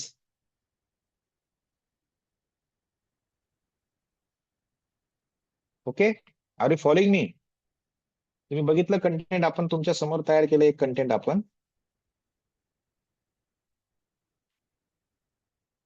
Okay, there are so many participants have seen that. I can see many have seen. Even Satish Pol Shettiwar sir is also following our WhatsApp groups very sincerely. Huh? See here, the content is ready. So you can share now your feedback in chat box. It is uploaded online and giving the answer to. Okay, that's good. Yes, yes, yes, yes, sir. Yes, sir. I don't want now. Yes. Hmm? Share your what you feel now by having this kind of content. We can create with a very simple tool, Gemini. Very simple tool. You can use the cloud AI also. No, not a worry. आपण cloud एआयचा वापर करून पण आपण हे तयार करू शकतो. काही problem नाही शिक्षक मित्रांनो. असं आपण तयार करू शकतो. जेमिनी वापरून पण आपण करू शकतो. फक्त आपलं सॉरी चॅट जीपीटी, पण चॅट जीपीटी मध्ये प्रिव्ह्यू लवकर दिसत नाही. Okay, it is very interesting. मला सांगा शिक्षक मित्रांनो, जर आपलं असं कंटेंट तयार झालं, ते जर विद्यार्थ्यांकडे जर 24/7 असेल, so how they are showing the interest. Thank you Deepak sir. मी तुम्हाला सांगितलं होतं आपण एक तर HTML फाईलमध्ये घेऊ शकतो किंवा आपण हे गुगल साइट्स, आपण वेब पेज पण याचं बनवू शकतो. पहा, गुगल साइट्स फ्रीली अवेलेबल आहेत. Google sites. Okay, just open the Google sites.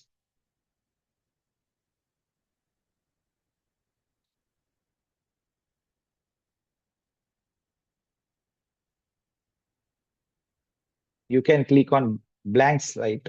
आपल्याला कुठे जायचं? ब्लँक साईटवर जायचंय. This is blank slides. आता पहा, खूप क्रिटिकल गोष्टी आहेत. रेकॉर्डिंग तुम्ही घ्या. आपल्याला पेजेसवर क्लिक करायचंय. कुठे क्लिक करणार आपण? पेजेसवर. पेजेसवर क्लिक केल्यावर इथे बॉटमला प्लसचं साईन आहे पहा. पेजेसवर क्लिक केल्यावर बॉटमला कुठलं साईन आहे? त्याच्यावर क्लिक करायचं नाही. Just take your cursor on that plus sign. I am not going to click. Just take cursor on that plus side. Here is 2 number option is full page embed. Full page embed. So you have to just click on that. And then you have to give the full page name. आता मी नाव काय दिलेला? मी नाव दिलेला pharmacy act. मी pharmacy act बनवलं म्हणून मी pharmacy act नाव देऊ. What ever it may be. Okay. I will click on done. Once I will click on done, this page get open.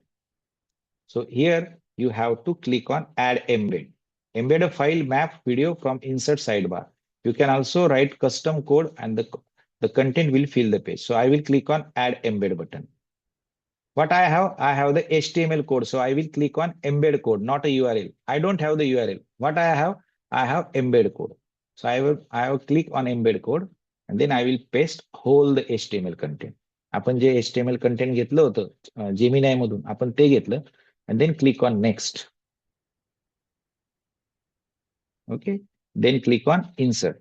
So we have inserted all the content from the Gemini to our Google sites.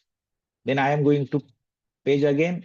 I will make some changes. So I don't want the default home page. So I'm going to delete it, make Pharmacy Act as a home page. Then I will give the name here, FDP at Dr. Rajendra Gode, College of Pharmacy, like this. Okay. Then I am going to click on publish. I will first fix the name of my website. So this is the fix. Sites.google.com view is the fix. And I have given the name FDP Dr. Gode College of Pharmacy. Like this. Is it available? Yes, it is available. Then I will click on publish button. So my website is published now. Web page is published. And this is the link. This is the link I am going to share with you.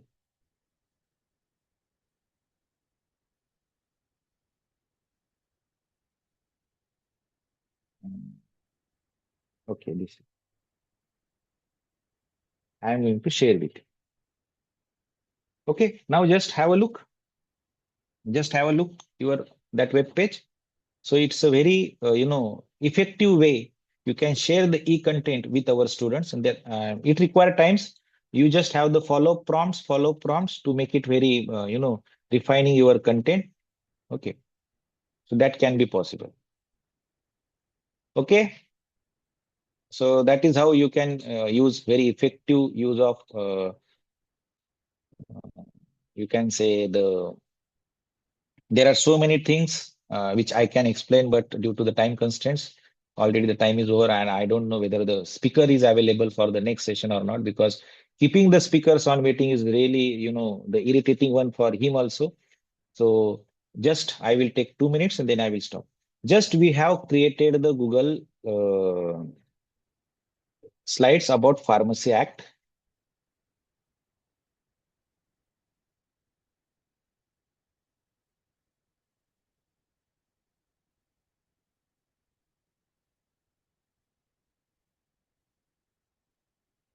Okay, now आपण अशाच प्रकारचं एक वेगळ्या प्रकारचं environment create करू शकतो शिक्षक मित्रांनो. म्हणजे मी तरी काल मी एक एन्व्हायरमेंट वेगळंच क्रिएट केलं, म्हणजे क्विजचं एन्व्हायरमेंट क्रिएट केलं मी, की विद्यार्थी त्याच्यामधून परत इकडे तिकडे जाऊ शकत नाही. मी ते एन्व्हायरमेंट तुम्हाला दाखवतो. जस्ट मला चेक करू द्या.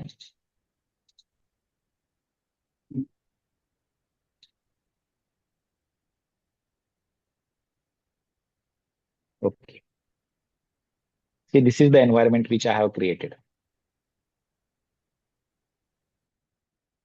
With the help of Gemini only, I have created this kind of interface. मी तो शेअर पण करतो तुमच्या बरोबर. आणि तुम्ही माल प्रॅक्टिस करण्याचा प्रयत्न करा. ओके, इंटेन्शनली प्रयत्न करा तुम्ही माल प्रॅक्टिस करण्याचा. इथे मी स्टुडंट लॉग इन म्हणजे just for a sake of information me static ठेवले, डायनेमिक नाही गव्हर्नमेंट पॉलिटेक्निक जळगाव, कारण मी ते माझ्या इन हाऊस साठी केलं होतं. ओके, हे सगळं इनपुट दिल्यावर असेसमेंट स्टार्ट होईल. आता सपोज मी इथं असेसमेंट स्टार्ट करतो, पहा फुल नेम देतो मी काहीतरी, just for the sake of fast demonstration. 1 2 3 4 5 6 7 8 9 10. तो व्हॅलिडेशन घेतो. जर मी एक नंबर जरी कमी टाकला तरी मी पुढे जाऊ शकत नाही. See here please fill the match, म्हणजे मोबाईल नंबर 10 नंबरचाच पाहिजे त्याला. Then I will click on start assessment. Suppose हा प्रश्न इथं स्टार्ट झाला, पहिलं टायमर ऑन झालंय. See here timer. 10 मिनिटांमध्ये विद्यार्थ्यांना 20 प्रश्न सोडवायचे. 20 प्रश्नाचं मॅट्रिक्स इथे ओपन झालं. मी प्रश्न सोडवतोय. आपले विद्यार्थी काय करतात? प्रश्न हा आहे, एनडीआरएफ स्टँड फॉर. विद्यार्थी इकडे जाईल, बरोबर. म्हणजे दुसऱ्या ठिकाणी जाऊन तो उत्तर शोधण्याचा प्रयत्न करेल. इथं पहा सिक्युरिटी व्हायलेशनचा मेसेज आला लगेच. Immediately system give the message, you have violated the security. Tab switch strike 2 of 3. Automatic submission on third strike. तिसऱ्या स्ट्राईक नंतर माझं ऑटोमॅटिक सबमिशन होईल. Okay, return to test. म्हणजे पहा व्हायलेशन झालं, पूर्ण हे होऊन गेलं. And students can submit at any time at the 20 number. If the submission they will get the scores like this. Score मिळेल त्यांना, त्यांचं उत्तर कुठे बरोबर आलं, कुठे चुकलं त्याचं त्याला हे मिळेल. So it will take time. It will take time. याला टाइम लागेल शिक्षक मित्रांनो, पण that can be possible. That creation can be possible. Okay, म्हणजे हे क्रिएशन आपण चांगल्या प्रकारे करू शकतो. Let's have the exposure of this particular. आणि याच्या पुढचं ब्युटी तुम्हाला सांगतो. I will get the responses of each and every students in my Google sheets. मी याला गुगल शीट्स जॉईन करून ठेवली आहे. म्हणजे असं काही नाही विद्यार्थ्यांनी प्रश्न सोडवले त्यांचे काय व्हायलेशन वगैरे मला काही मिळालं नाही. Nothing. I have the records in my Google sheets. Let me show you the Google sheets. Means you can integrate anythings with the help of AI. मी फक्त एआय लाच विचारलं की हे झाले तयार, ठीक आहे माझं, पण विद्यार्थ्यांनी रिस्पॉन्स दिल्यावर तुम्ही माझ्या गुगल शीटला सेव्ह कसा करणार? एआयने मला उत्तर दिलं, you have to use the Google app script. How to write the code in Google app script? Google Gemini give me the code. Okay. Steps also they have given me. If suppose I have made a mistakes, I will ask the Gemini what need to do. Check here. Just we have solved the ABC with the help of ABC name. I have made the 2 violations. मी दोनदा इकडे तिकडे जाऊन आलो, तिथं violation आलं. जे कोणी 3 violation केलं automatic submission होतं. See here 3 violations is auto submitted. ह्या विद्यार्थ्यांनी 3 वेळेस ते हे केलं. मग मी क्लासरूम मध्येच हे दाखवलं की आपल्याला व्हायलेशन करायचे नाहीये. Don't do the malpractices, try to solve it. अशा पद्धतीचं एन्व्हायरमेंट आपण क्रिएट करू शकतो. That can be possible. Only thing is the intention. Only thing is what? The intention for what purpose you are going to create this kind of the environment. And that is really, really useful. So that is from my side. So if you have any type of questions, please let me know the. So I am happy to give the answers. But my suggestion is what? First, you have to fix the intention. Always try to start with very small things. Okay. So remember, teacher will be remain as a central because there is no human connection with the AI. But you can use AI as a supportive partner. So collaboration of human plus AI can enhance the capability and it will reduce the academic burdens also. So together, that is human plus AI, teacher plus AI, that collaborations will create a smarter teaching methods and better learning outcomes for all the students. So, my dear friends, so what you have to do? You have to try at least one AI tool in your next class and take a small steps. It will lead to big change in your education systems. So once again, now you have to put the confidence level of the handling of AI tool or applying the AI tool in the creation of key contents. Okay, now I am waiting. I am waiting. Okay, paper chromatography. That's good, Neha ma'am. You are applied very immediately. That's good. Interesting. Yes, sir. Okay. Now you have to put the numbers. Initially, you have put the numbers. Okay. सुरुवातीला तुम्ही एक number टाकला होता पहा chat बॉक्सला. आता परत तुम्हाला number add करायचा आहे. जर तुमचा 4 to 5 झाला असेल तर you have to put 4-5. If it is 3 to 4, then 3 to 4. If it is 1 to 2 or 1 to 2, like that. I need to check. That's good. Rajendra Gode College of Pharmacy. I don't know who is joined from that name, but they have initially keep the 5. Now that person says 5 plus. Okay, that's what I required. Thank you, Ashish sir. Ashish sir is 4 to 5. That's good. Aboli ma'am from 3 to 4. That's good. Pooja ma'am. Okay, 5. Neha. Okay. Shraddha ma'am, 4 to 5. So that is what the purpose of my presentations. I need to just take one steps. If you are at 1, by these sessions, if you have to go to the 2, like this. So my purpose of the session is fulfilled. So I am so much satisfied that I could able to deliver the content within a very limited period of time. So I really thankful the organizing team, organizing institutes, all the coordinators of both institutes, principal of both institutes, and all the faculty members who have taken the pains to organize this kind of event. So thank you very much, all the respected members also by your, active participation, because many times I have seen that most of the participants are not actively involved, not interactive, not done the interactions with within the online sessions. So this is really give the demotivation for the faculty speakers also. But you all are really very enthusiastic, as rightly Bhandari sir has pointed out in beginning of our session, that is very enthusiastic participants. So I must say the Bhandari sir is rightly pointed out. So thank you very much. Very useful, very much useful for fraternity. So once again, I extend my gratefulness to one and all. So thank you very much. Thank you. If you have any query, you may feel ask. Thank you so much, sir, for your wonderful session. As an academician, this session is very helpful for us. Thank you so much. Any participants who have any queries or any question can please unmute yourself or drop a question in chat box.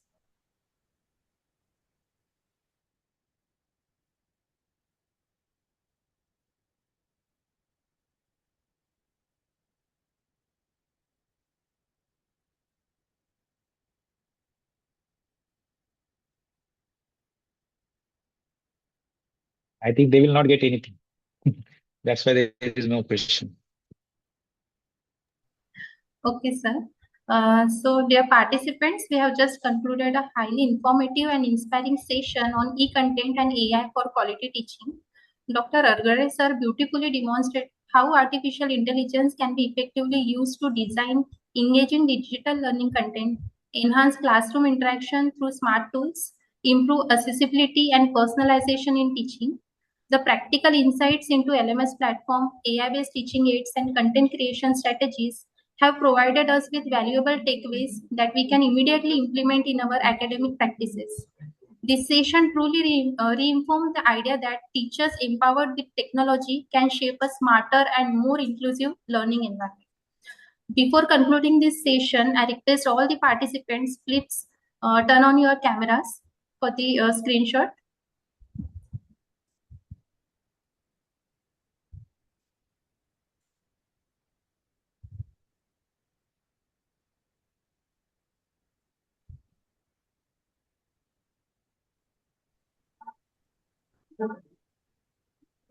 Argade sir, very good lecture was there. Thank you, sir. Thank you.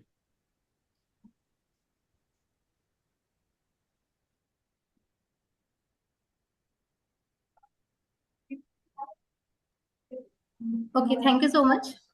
As we conclude this session, I take this opportunity to express my heartfelt gratitude to our esteemed speaker, Dr. Prashant Argade sir, for sharing his vast experience, practical knowledge, and innovative ideas with us today. I request Dr. Prashant Argade sir to kindly accept the Thanksgiving letter from the organizing team.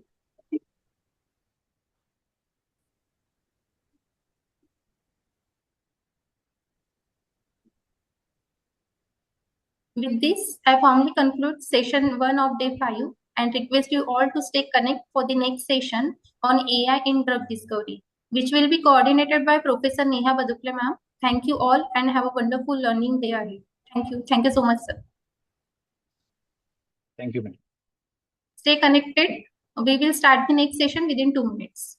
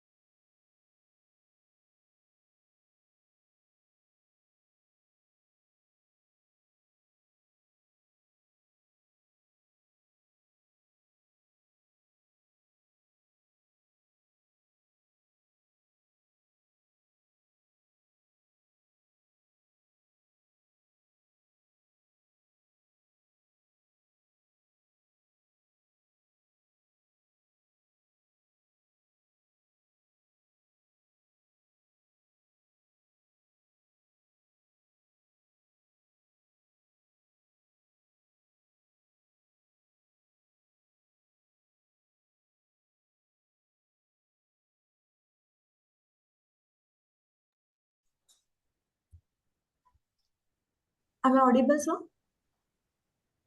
Okay. Once again, good afternoon, everyone.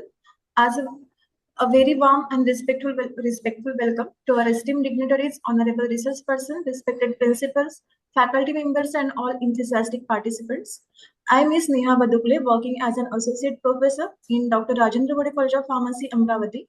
Feel privileged to welcome you all to day 5, the valedictory day of our faculty development program on artificial intelligence as a catalyst for excellence in pharmaceutical education, research, and innovation, which is jointly organized by Dr. Rajendra Gode College of Pharmacy, Amravati, and Dr. Rajendra Gode Institute of Pharmacy, Amravati. Over the last 4 days, we have explored how artificial intelligence is reshaping pharmaceutical education, research methodology, drug discovery, and innovation. Today, make the grand culmination of this intellectually enriching journey.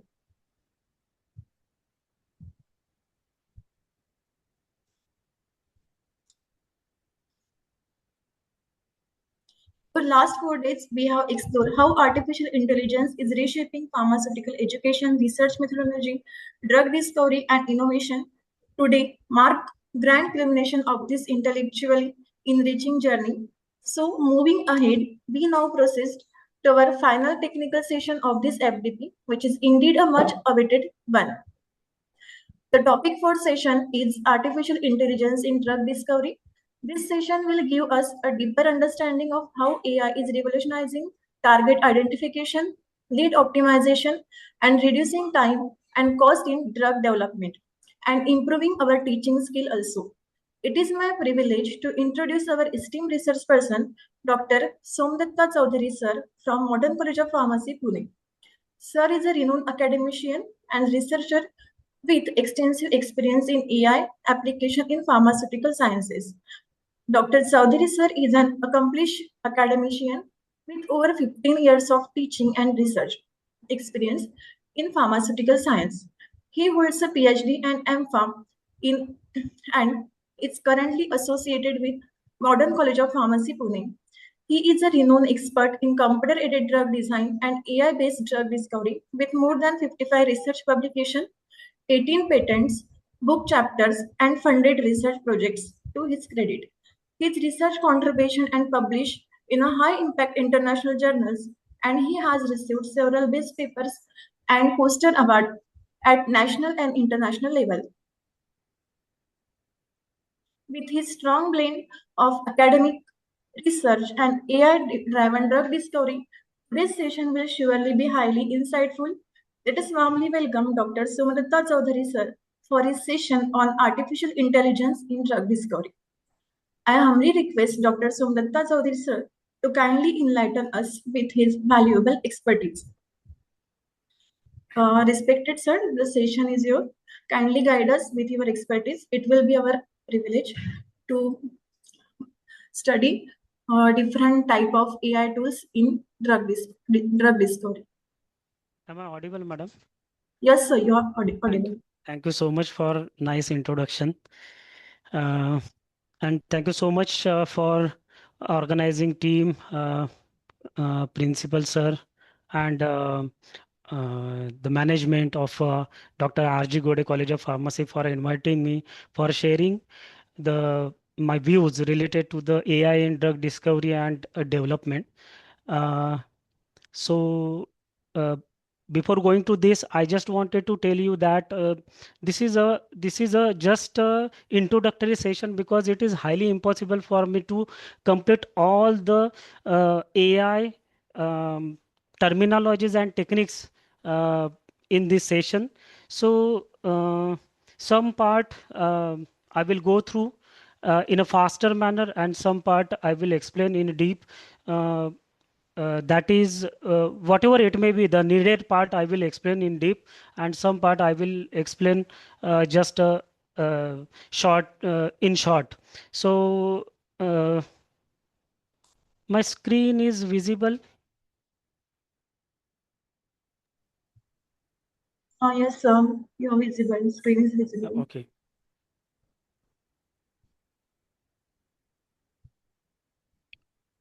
So so before going to the artificial intelligence in drug discovery, you should be aware about the drug discovery technologies and different parts in which the drug discovery is getting pipelined.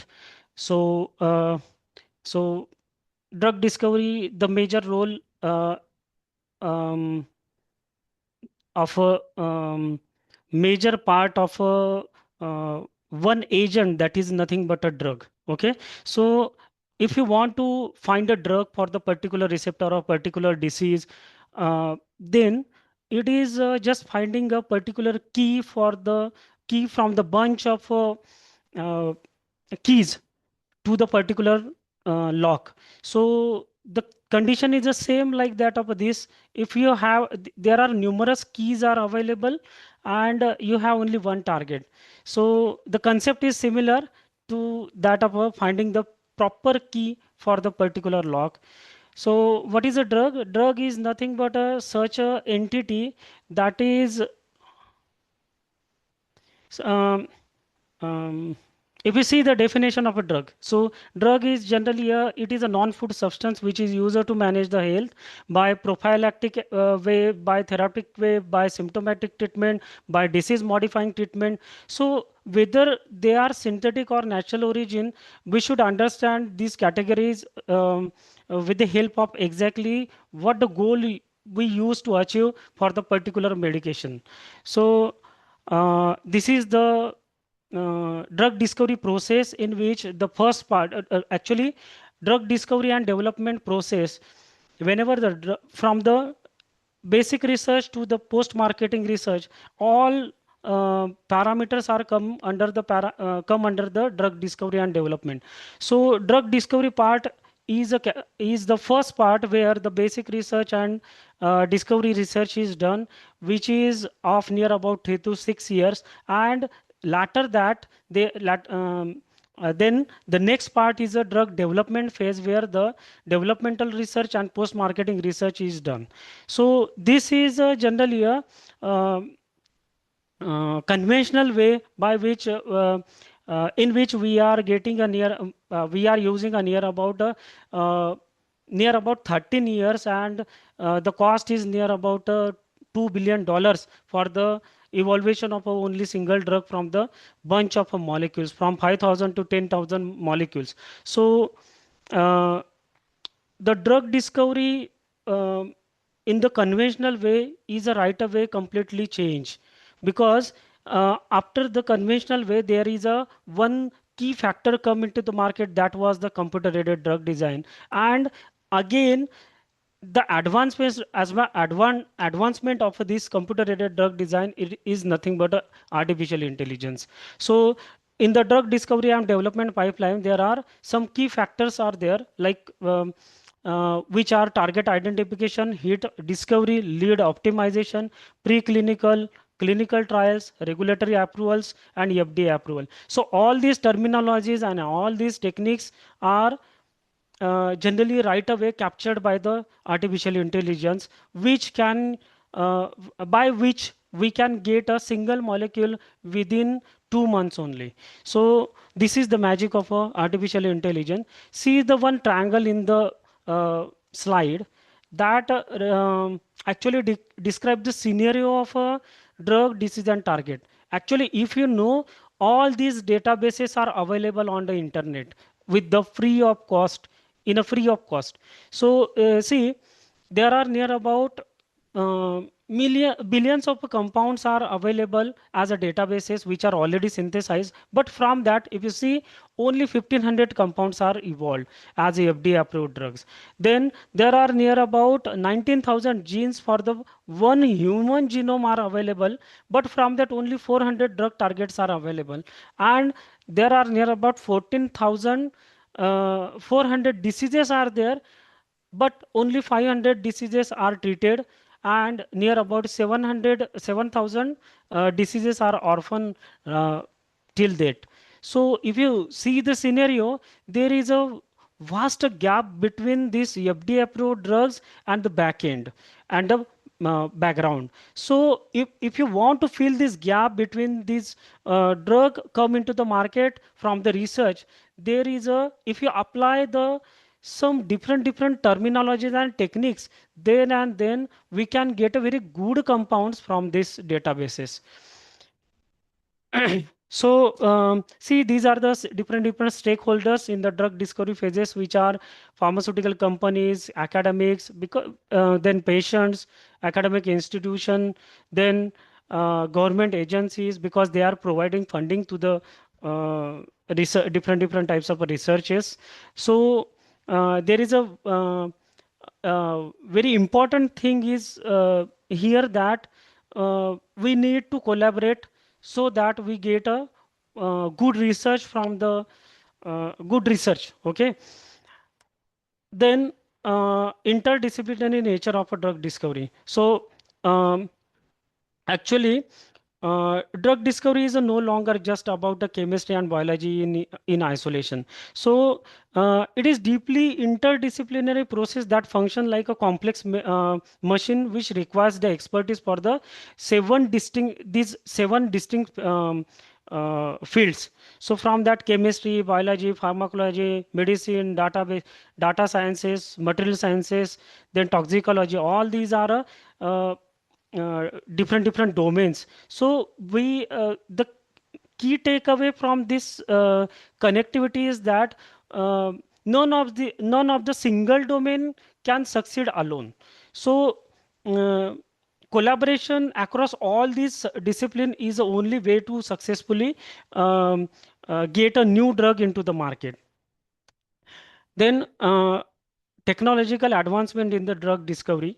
So while the if the see, if the team is diverse, means the tools are evolving. Okay. So if we highlight the 5 key terminologies, okay, like genomics, proteomics, high throughput screening, structure based domain, AI, and machine learning, then organ chips. So if you this this timeline highlights the 5 key technologies which revolutionize how the new medicine come into the market.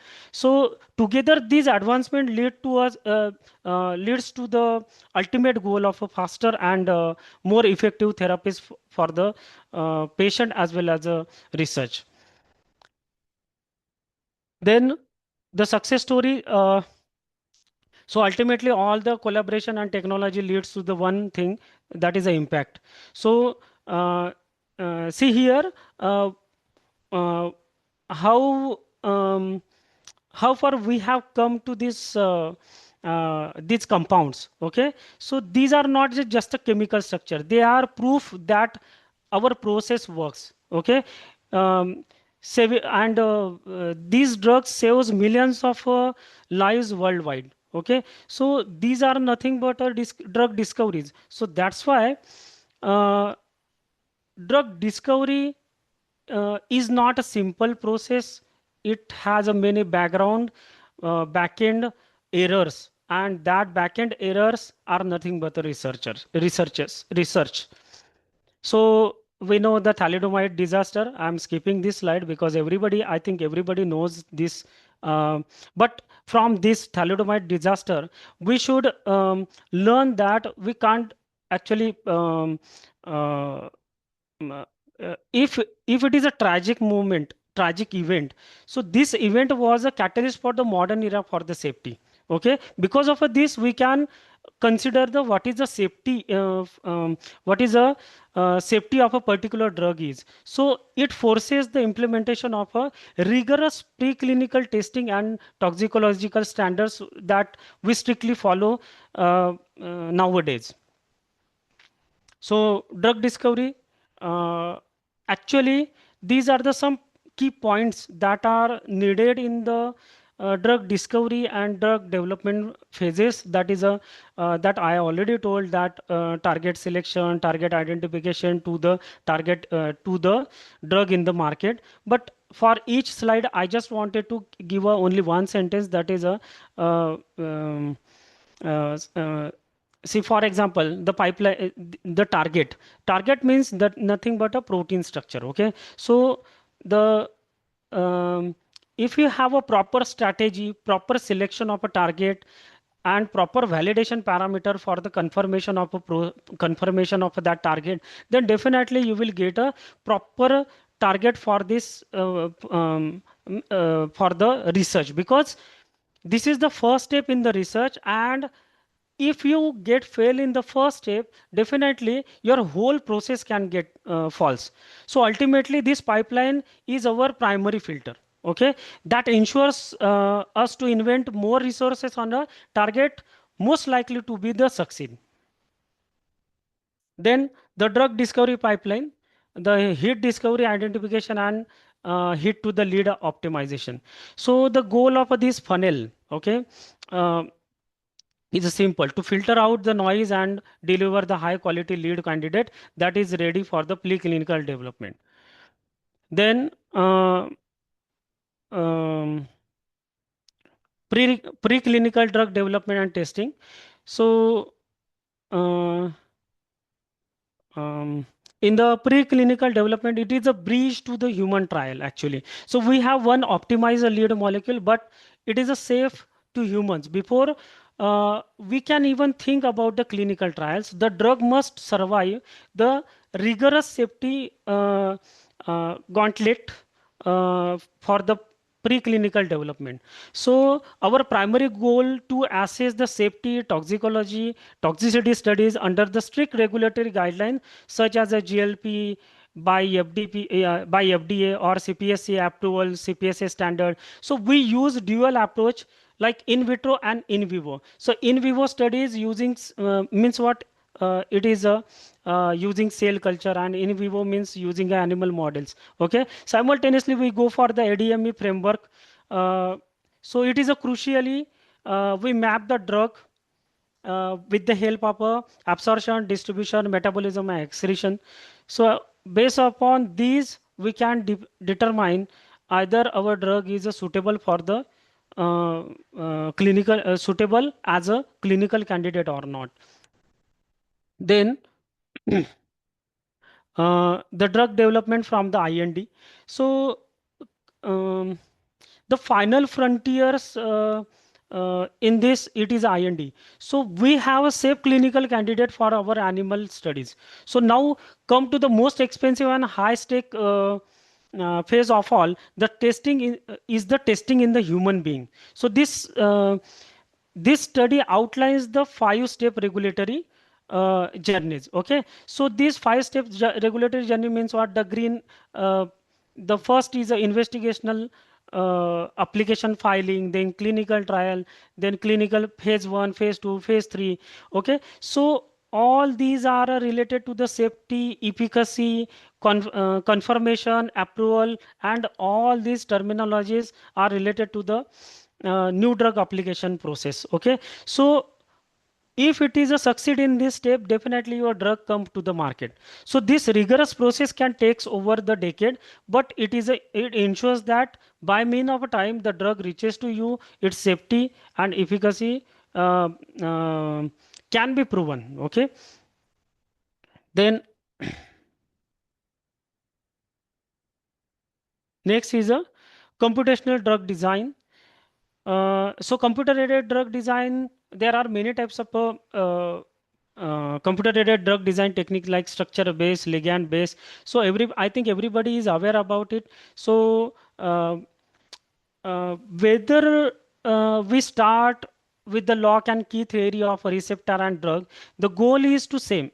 Our goal is same, to filter the millions of possible compounds, filter the millions of possibilities, and down them into the, or filter them into the few highly potent hits that are worth for the testing with the real world. Okay, so this is the primary outcome of our any type of a study. So that's why we are going for the computer-aided drug design techniques and all these terminologies. Okay, so I'm skipping these because of time constraint. I have to focus. I will focus on AI related terminologies over here, because these are the actually the simple sense. These are the drug, normally a drug discovery puzzle actually. Okay, but how we can implement artificial intelligence in these terminologies, that I want to show, and simultaneously at the end I will show you the one protocol for the determination of a best target for the um, drug discovery. Okay, drug discovery process. So um, the challenges in the drug development. So this slide explains why drug development takes 10 to 15 plus years. Okay, so it is not just about finding the cure, it is about solving thousand logistical and biological riddles along the way. Okay, so um, so we have a molecule that works in the test tube, uh, and consider that it is coming. It's consider it is coming into its hardest part. That is nothing but turning that chemical into the viable medicine for the human being. So this slide maps the hurdle where most of the drug fails. Okay, and it is called as a value of a date. Okay, generally in the medical term it is called as a value of a date for the drug molecule. So bioavailability, the trade-off, then solubility, then toxicological puzzles, then clinical hurdles, biomarkers, all these are hurdles and puzzles can be solved by the drug molecule to get into the market. uh, Then actual the AI in drug discovery. So before going to the actual AI, so this terminology, actually we often speak about AI as a modern magic bullet for the drug discovery, but uh, to trust it, we must understand what is not a sudden fad. This is not a sudden fad. Actually, it has a big background of a near about hundreds 70 years. Okay, so it has a 70 years of a back end evolution. So this if you see the cycle for the this evolution of a AI. It was not just a straight line, it is a wavy. Okay, as the central graph shows that the field survival means the periods that hype outspace reality, and where there is a slope is coming, that is the hello that is the place where actually the funding getting collapsed for the artificial intelligence. So progress stalled due to the lack of a computing power. Okay, and right away in a modern era, the breakthrough comes in the 2012, which is because of a deep learning process, and this the convergence of a big data and massive computing power, that is nothing but a GPU, which is finally allowed the algorithm to handle the complex biological data. And from that, this is our conclusion. Whatever we are enjoying, the AI is today's AI, which is a generative AI. Okay, actually it is called as a generative AI. It is also called as a human AI symbiosis. So this is the technology that powers the predictive model and molecular design tools that we are using right away. Just before this lecture, there are many tools was used by the Argade sir. They are nothing but based upon the generative AI. Okay, that the same technology right away is used in the for the designing of a drug molecule and discovery of a drug molecule for the which is based upon this generative AI. Because of a generative AI, we can directly deep dive into the drug discovery process. So AI revolution is from, so if you see the one graph, okay, so why AI changing the drug discovery now? So we need actually see the staircases. So there is a illustrative that if you see the scenario from 1950 to 2010. So for decade we relied on a logic and rules and basic machine learning tools. Then after that, in 2010 to 2017, the deep learning came into the role, which is based upon the neural networking like CNN, RNN. CNN and RNN, convolutional and recurring neural network. Okay, so that are generally having a similar sense of a thinking like that of a human being, and that we are using for protein structures in that time only, 2010 to 2017. Then the transformers and LLM came into the role. So actually LLM means what? It is a language models, okay, like that of a Gemini, then GPT-3. So these are called as a transformer. So real evolution begins in the 2017 with these two terminology, transformer and LLM. So this architecture allows the model to understand the context. Then it paved the way, the large database of this Gemini and GPT-4, and simultaneously the last one is a means from the basis of this AI revolution.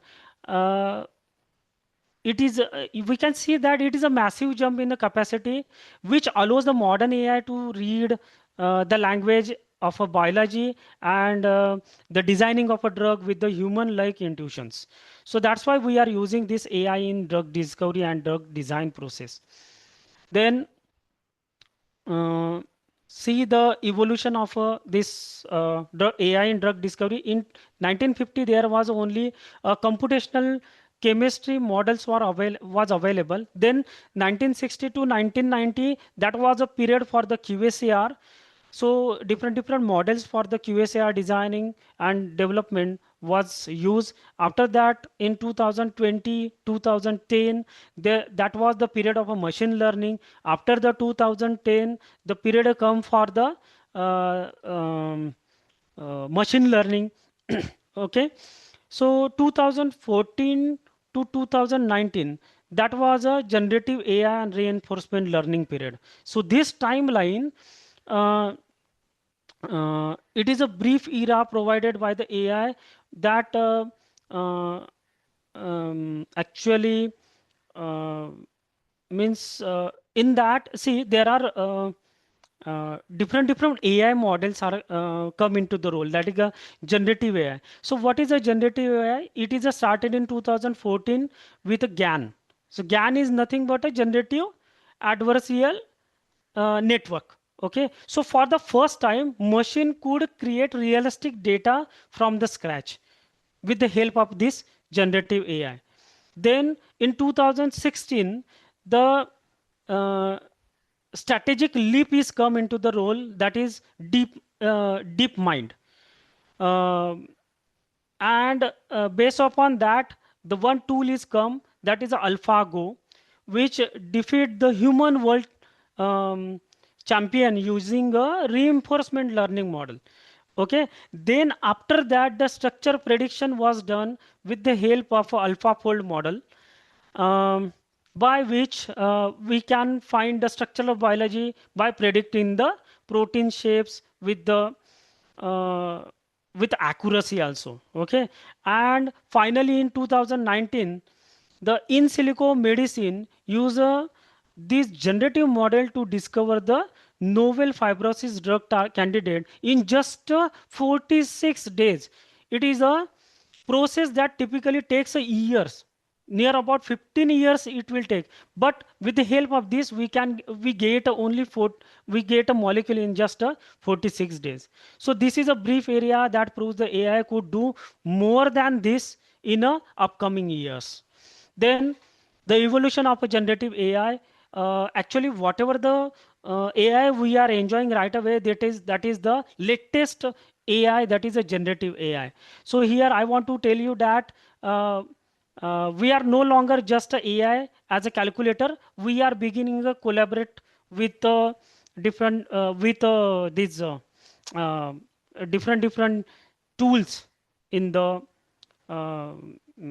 GPTs. Okay, so GPT-3 was there, then then autonomous chemist was there, then protein generation was there. Then in 2023, there is a ChemCrow was there, EvoDeep. So these are the tools which are based upon the that create entirely the novel protein without the proceeding natural templates also. Means there is a no need of a template. It will identify directly. If you give the name of a protein, that will directly design the protein target. So this is the power of this generative AI models. Then uh, so what is actually the fad? Whatever the fad right away about the AI is depending upon artificial intelligence is generally depending upon the three pillars. That is a data, algorithm, and computing power. So data is a fuel for this artificial intelligence, because if your data is realistic, then you will get it will be get processed properly, and you will get a good desired result with the help of this. Otherwise it is highly impossible. If your data is false, the result will be false, because it is a process. So whether it is a chemical structure or patient record, AI cannot learn without a massive amount of a structured as well as unstructured data. Algorithm is the logic, and computing power is an engine for this all um, uh, artificial intelligence to be processed. Okay, so generally this AI is classified into the AI is generally there are two types of AI are there: narrow AI and general AI. So narrow AI is a weak in the nature, because most of the actually narrow AI is a whatever the AI we are using right away, they are narrow AI. These are systems like AlphaFold, then QSR model. So they are the superhumans at one specific task. They are not a multitasking. But general AI, which is a stronger one, so that is our aim right away. Still we don't have this general AI. We don't have that much a strong artificial intelligence protocol to process itself. Okay, so that is the actually general AI is an adaptive system capability of managing the entire drug discovery pipeline end to end.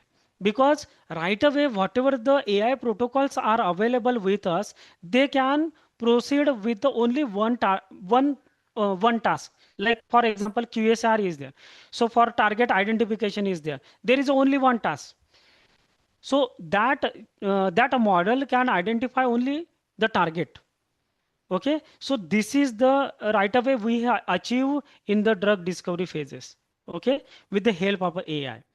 But there are many tools are there that can make a bunch of all these tools, and the output of a one technology can be used by the other technique, and we can grab them at one end, like that of there is a one orange is there, and another tool is a Nime is there. So that tools can use nodes for the particular models, and based upon that we can grab them at one end.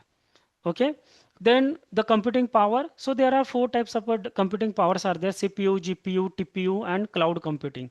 So CPU can handle the uh,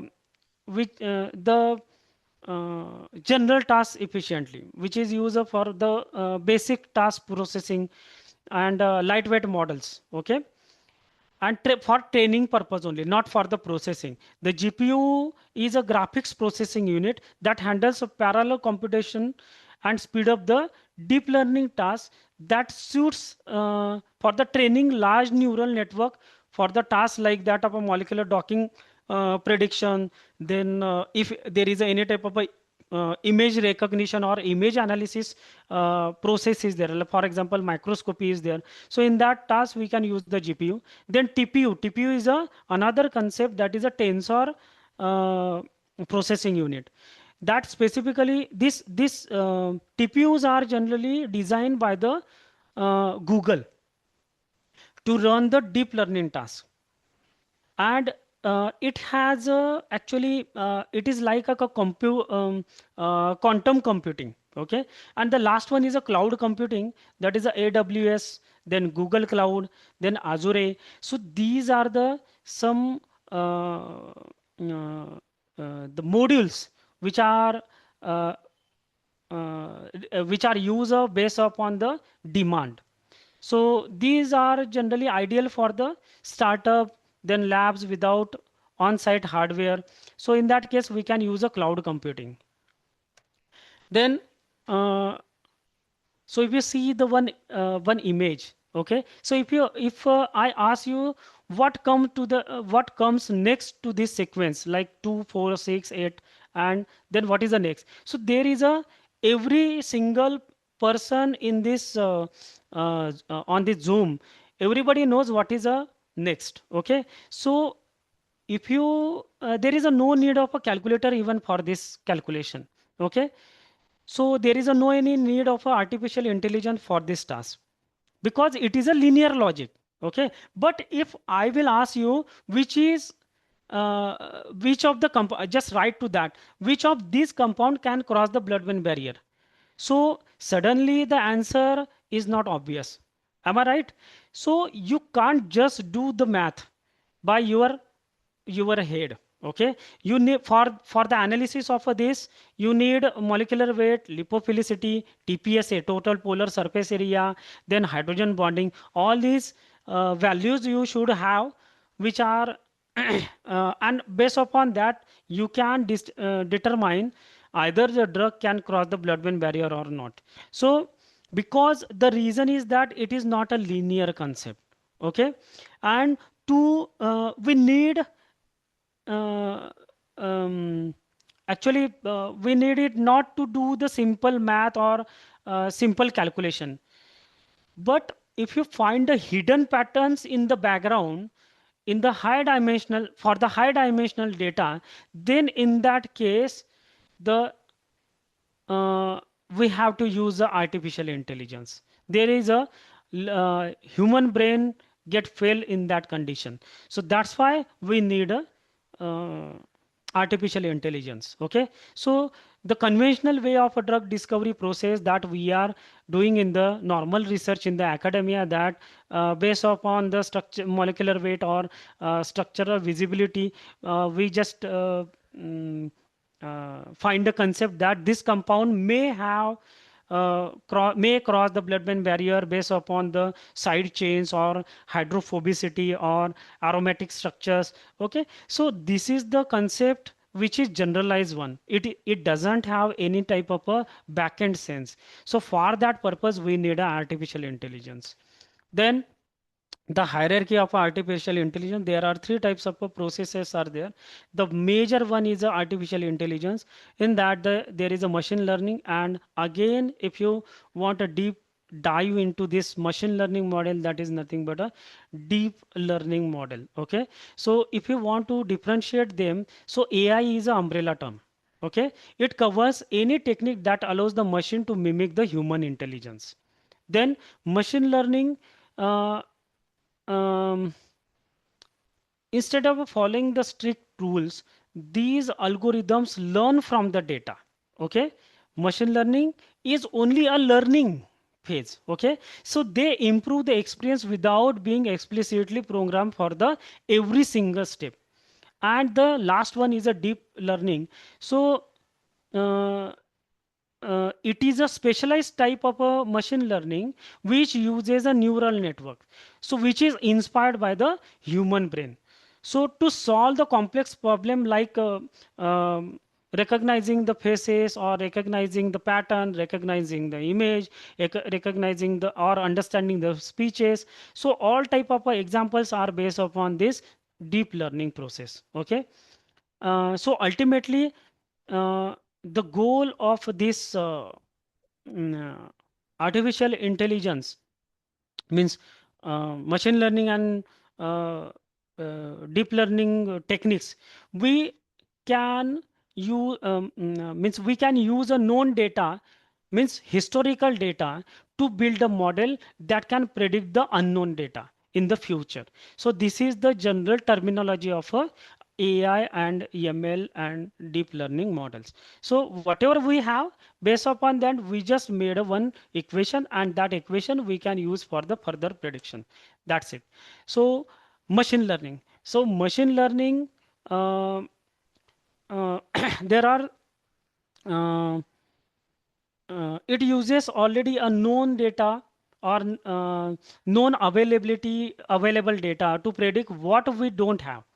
Okay, so we take a known data, our whatever the past observation like IC50, then KI50, what KI, so all types of means for the QSR we are using that. So same like that, whatever the known data is there, whatever the past observations are there, based upon that we just learn our model and run them through the algorithm to create the one equation that is called as a model, and that a model we act as a crystal ball to predict the unknown data. Then the next is a type of machine learning. There are three types of a machine learning: supervised, unsupervised, and reinforcement learning. So these are the main terminologies under the banner of a machine learning right away, because most of the tools are based upon the machine learning right away.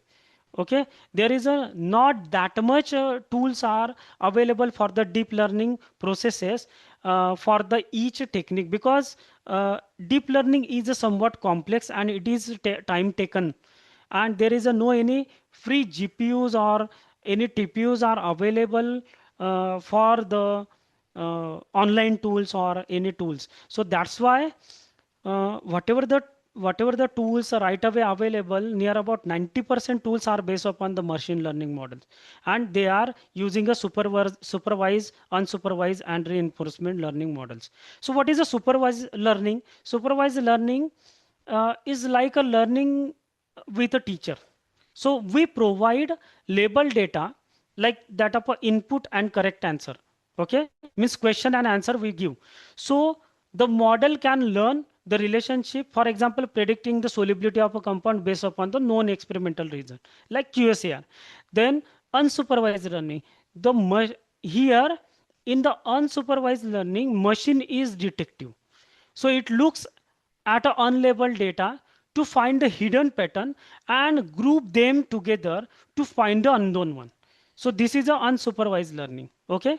And the third one is a reinforcement learning. So this learning is through the trial and uh, error manner. So just like a child in that figure, okay? So AI interact with the environment and learns and perform the task like that of a third one is reinforcement learning is like a kid, okay? The deep learning and neural network. So deep learning, um, as we define the AI as a machine that learns, but how does it learn? What is the exactly learning process is? The answer lies in deep learning, okay?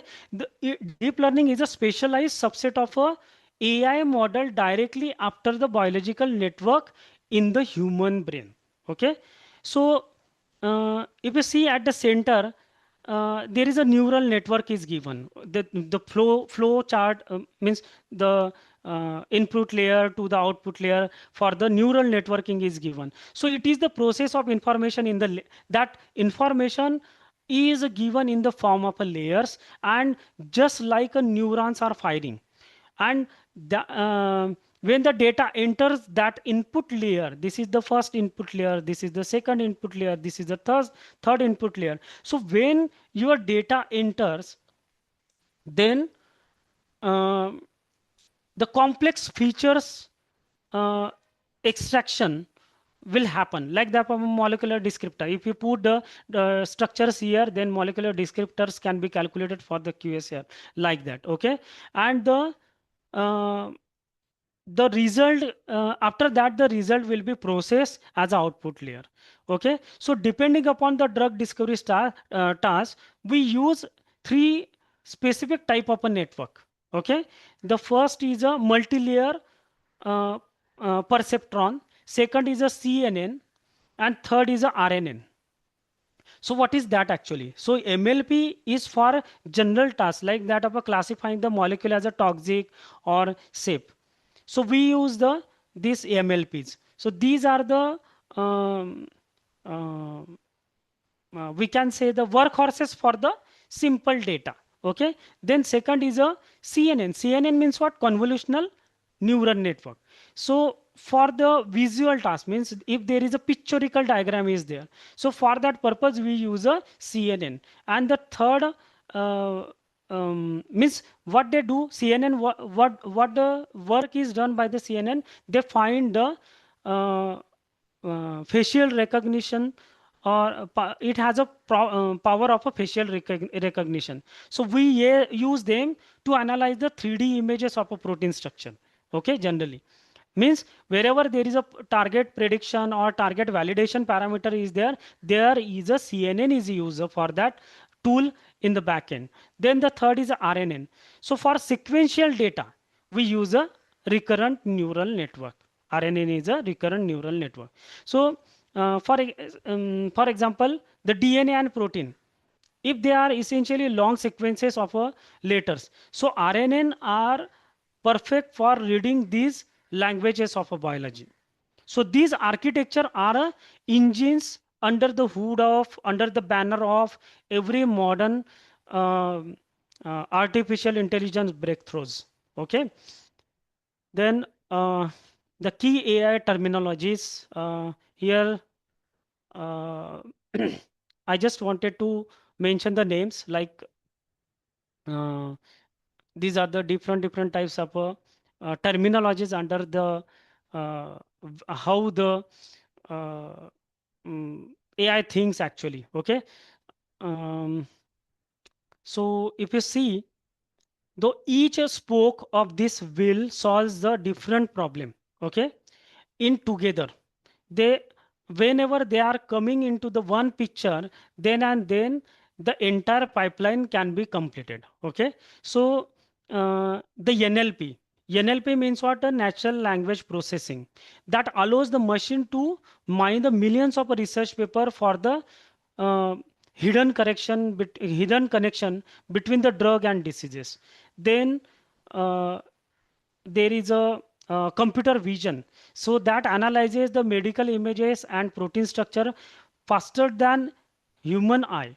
Then third one is a generative AI. Actually, generative AI does not analyze. So it create a new realistic molecular structure from the scratch. Then knowledge graph. It maps the logic of a biology and helps us to understand the complex disease pathway. Then autonomous system that uses the insights of all these above to physically run the robotic labs and execute the experiment within the human intervention. So if you give any job, any scientific job to the Gemini, then all these you can see all these uh, panels they over there in the back end. Okay, so this is the terminal. Whenever they are coming in the one way, then and then your research will complete. Your means that whole pipeline can be complete, and that accelerate the our research query. Then AI driven target discovery and identification of in identification. So see, actually it is a target discovery processes. Uh, you know very well. Once we have any suspect like a protein structure prediction is there. So AlphaFold can predict the 3D structure of almost all the any protein from the amino acid sequences.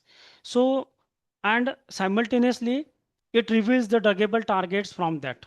Okay, so this is the um, uh, back-end calculation in the target discovery and identification for the AlphaFold. Okay, then target prioritization. I am skipping this target. After the target identification, there is a target validation is important.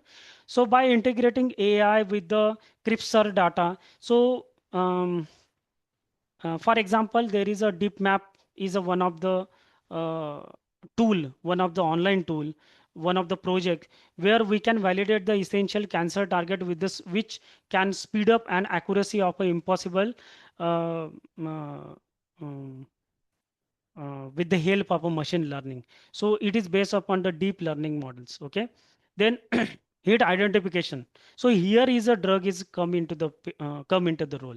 So there is a virtual screening, then ligand, then actually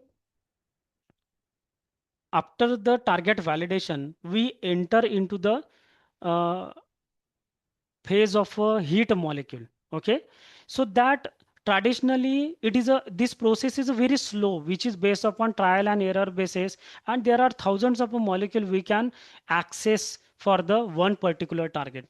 But AI transfer this whole process into the high speed and predictive way.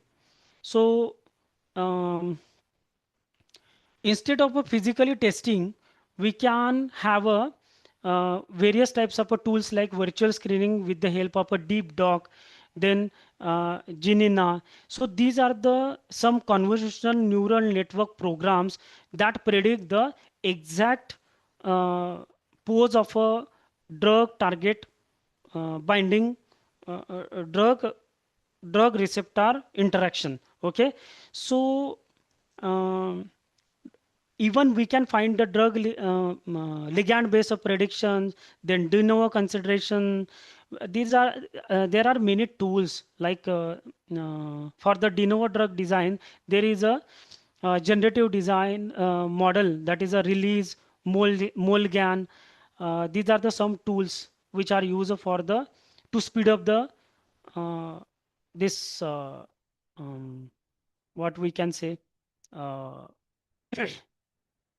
virtual screening process. Okay, so there are many terminologies and many tools which right away available for the hit identification in the drug discovery process. Then hit to the lead optimization. So hit to lead optimization is the process by which we use AI to balance the potency, safety, then pharmacokinetics, and ADMET parameters simultaneously. So we are not just finding the drugs faster. So we are designing the better drug uh, for the disease, for the particular disease. Okay, so there are I have highlighted many tools for this, which are based upon the artificial intelligence. So then AI driven lead optimization. uh, so we have our lead molecule. If we have our lead molecule, uh, our history remind us with the cases of a thalidomide. Okay, a molecule, thalidomide is a molecule more than just to be a active. It must be a safe, stable, and deliverable. So this is the final stage of a lead optimization in which AI act as a master refiner. That generally it balances the multiple competing properties simultaneously. So multi-objective optimization. See here, we can say that during this phase of lead optimization, we move across the potency to solve the lead optimization riddles, lead optimization puzzles. So multi-objective optimization, it is there. Then predictive toxicology is there. So for the predictive toxicology, we can use a one tool, that is a Bayesian optimization base tool, that is a KMBO. Then for synthetic planning, AI-driven retrosynthetic planning tool is SynSpace. Then again there was a Reinvent, one of the tool. Then AstraZeneca is there. So AstraZeneca successfully uses the reinforcement learning to refine the oncology lead, that achieves the better balance between the drug likeness as well as the bioavailability studies, and it uh, which is effective than that of a trial and error basis. Okay, for example, again there is another tool which is FEP plus, free energy perturbation, so which is included in the Schrodinger also. So free energy perturbation is is used to predict the binding free energy with a chemical accuracy, which allows us to rapid refinement of a potency and selectivity for the particular target. So lead optimization is a value of a date for the most of the drug, but AI provide the map to navigate into the it.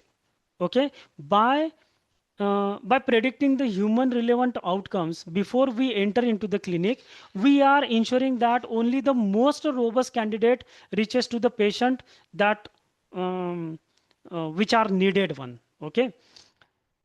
Then the AI in preclinical drug discovery phases. So this slide, actually we have refined the lead candidate. Okay, right away. So lead candidate not directly come into the picture. Okay, before going to that drug into the clinical trials, we have to test it, come into the market, we have to test it on the human. So we must pass the preclinical safety gate before going to market it. So traditionally this is the slowest process where actual time is needed. So, and actually this is a most controversial phase uh, in the drug development phase.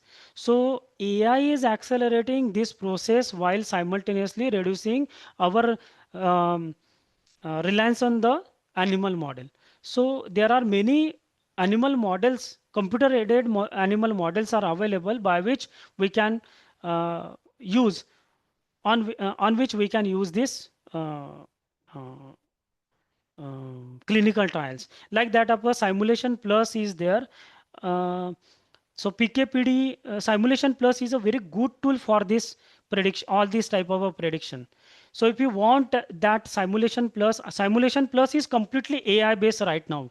And if you want that, so for academics, they are providing a 1 year license. So if you want to use it for the clinic, for the ADMAT parameter prediction, then you can apply for that. But the case is that you should have a academic email. Then the next is a ADMAT study, AI driven prediction. So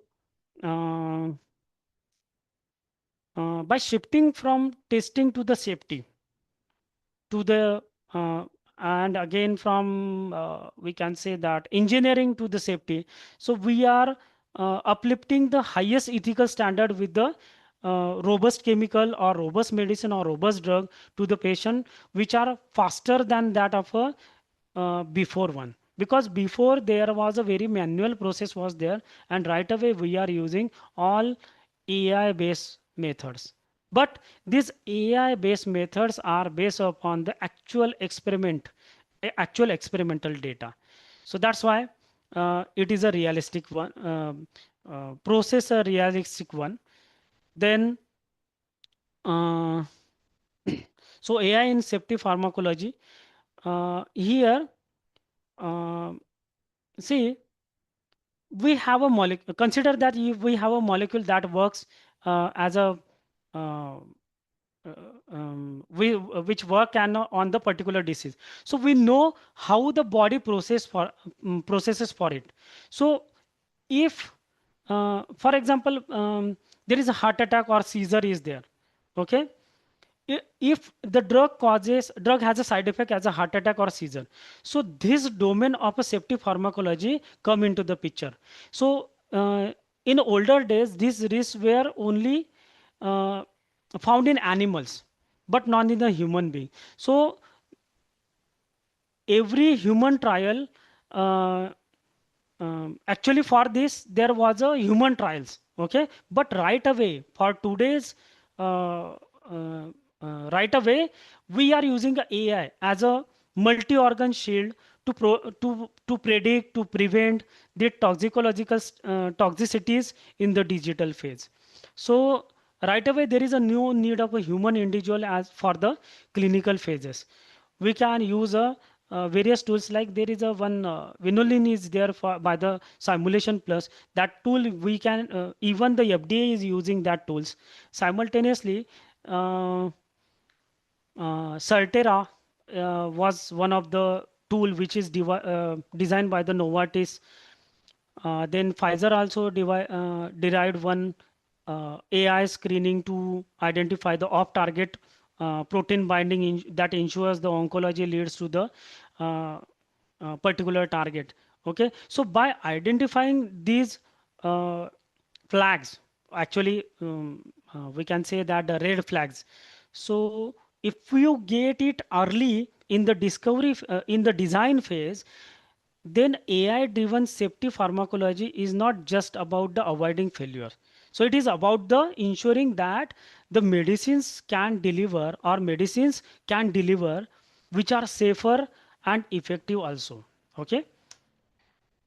Then development and manufacturing, the scale up. So here computer aided drug design process is there. So based upon this chemical properties, we can determine the various uh, um, actually we can say that um, uh, how we manufacture the millions of compounds at a time, or um, even see how we do manufacture millions of doses of a perfect consistency and cost of a patient that can be afforded by the cost of a drug that can be afforded by the patient. So AI driven process development that transfer the chemistry into the industry actually. So there are main terminologies are there, like chemical and bioprocess, where we can optimize the recipe of a designing the molecule. So there are many tools like that of Reaxi is there, IBM RxN is there, then Chematica is there. So what these tools do, then SciFinder is there. So what these tools do, they find a perfect way to design the molecule so that we can reduce the cost as well as we can reduce the time of a time of synthesizing these molecules by reducing the false positive during the reaction. Okay, so computer can detect the impurities and defect in the particle during in the drug molecule during this time, and because of that we can monitor, we can perform, we can monitor these processes during the actual process of designing the molecule. Then uh, this part I am going to skip. um, AI in clinical trials. Okay, the last one is the impact of AI driven drug discovery. So let me time 4:48. Okay. So the impact of this AI driven drug discovery revolution. So um, to conclude all these terminologies which are coming into the AI based drug design, uh, uh, we have seen the tools, we have seen the processes, but what is actual impact of these all the tools? Okay, so actually this if you see this image, it highlights the reality of a traditional drug discovery against the new AI driven standard. For example, the most staggering change in the economy and even economy and innovation. Then second is a cost. So we are moving from the world where a single drug cost is near about $2.6 billion to one where the we can achieve with the help of AI in just a 150 million dollars. Then simultaneously time, near about 10 to 12 years we require. Right away we require only 12 to 18 months for the drug from research to the market. Then um, uh, target discovery. So to find the biological target, there are 4 to 6 years are required, but here we jump directly to the few weeks or few months. Then lead optimization. So it is, I think, lead optimization, it takes near about 2 to 3 years for the one drug molecule for the lead optimization, but right away it is lessened to 6 to 12 months only. So success rate of all these is also getting increased. So most importantly, we can say that uh, low means lower than 90% clinical failure rate is now towards actually it is a the success rate is a 90%, more than 90%. Okay, and the failure rate is getting reduced to below 70%. Then I just want to mention here that we are no longer just dreaming a faster cure. We are building the engine that delivers the dream. Okay, and in AI-driven drug discovery, whatever the protocol is followed for the one drug molecule, that can be followed for the another molecule also. So that same protocol can be read by the another persons in the another people's for the discovery of a new molecules. And here in a faster way, I just wanted to tell you that the machine learning in the drug discovery. So um, machine learning is not just an addition to the lab. It is the infrastructure for the most efficient, safer, and faster failure uh, uh, of a medicine. Then the there are these are the some features which are used in a machine learning. That is the categorical features, then binary continuous feature, then discrete feature, derived feature. These are the features. Actually, by combining all these 4 types, we can create a rich fingerprint of a molecule that allows us to predict the complex properties of a one molecule with the help of AI, and we can predict the various properties like that of, for example, blood-brain barrier permeability and all that. Then the machine learning is based upon all this. Actually, machine learning. uh, Machine learning is a filtering the spam from the inbox, and we can recommending to the next favorite movie, like about turning a raw data into the intelligent decisions. Okay, so at the first here there are different types of inputs are there. Based upon that, we can model the uh, uh, that we can process the data with the help of a different types of layers, different models, and we can get a this type of prediction. So prediction is a different one depending upon the type of study. Okay, then uh, there is a 2 types of um, there is a wait.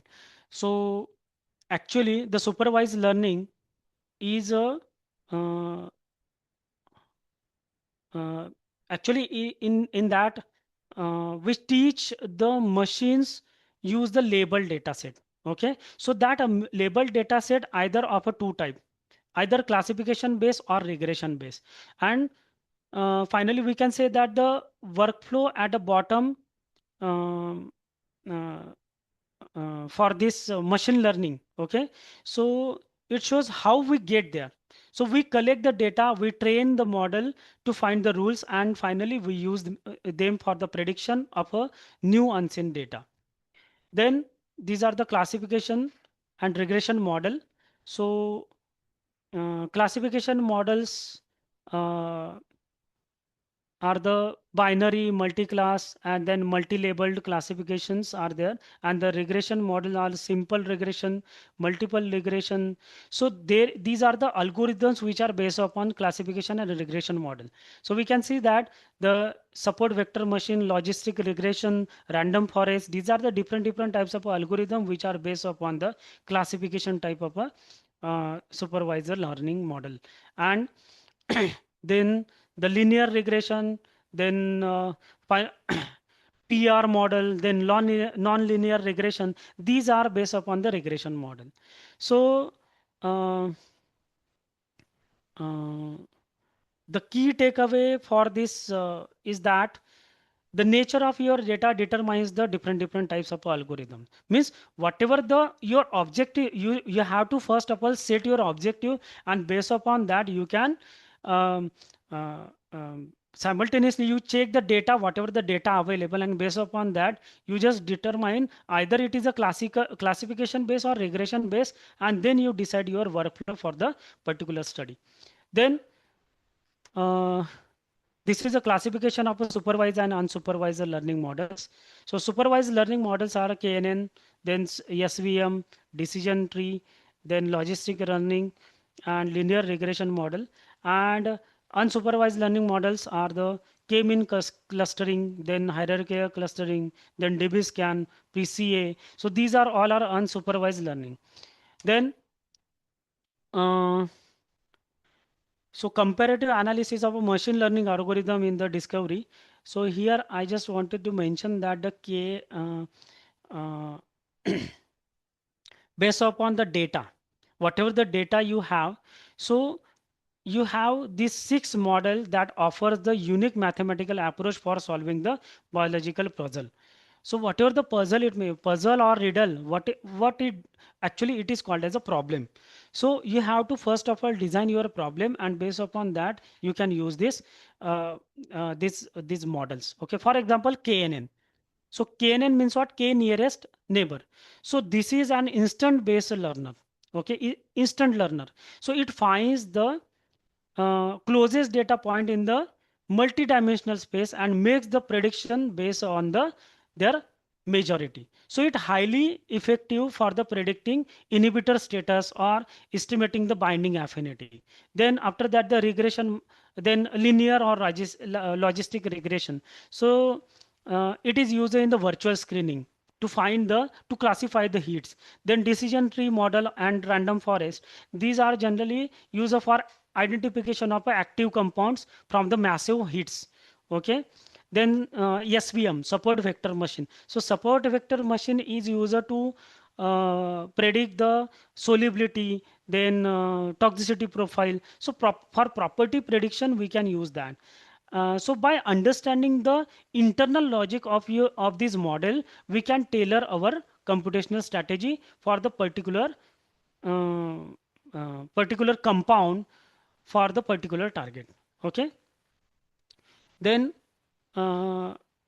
again there are biological neural network and artificial neural network. So here uh, by translating the biological principle into the computational logic, we have created some tools which having a capability of a reasoning through the chemical data at a different scale.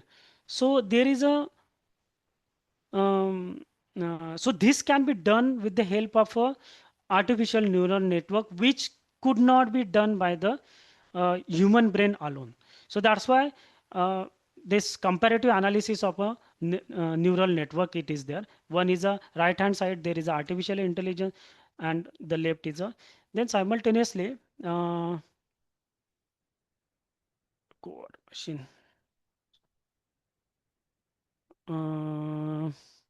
So at last I just wanted to, actually I am getting out of time. So that's why I just wanted to show you one of the model, which is uh, the last slide I wanted to share with you that the Python libraries. So there are many Python libraries are available. We are using a Python for the machine learning and deep learning models.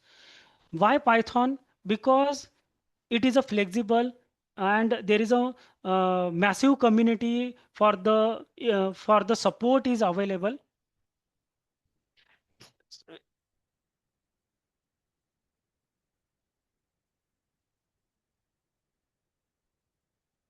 For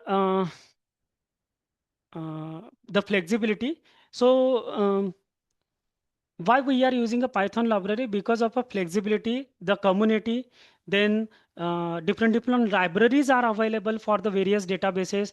Then its integration is easy. So based upon the ecosystem, we can use this Python, and processing is easy, and it is easy to use for all. So that's why we visualize simultaneously we visualize the result in 3D based upon this different libraries like that of a pandas, numpy.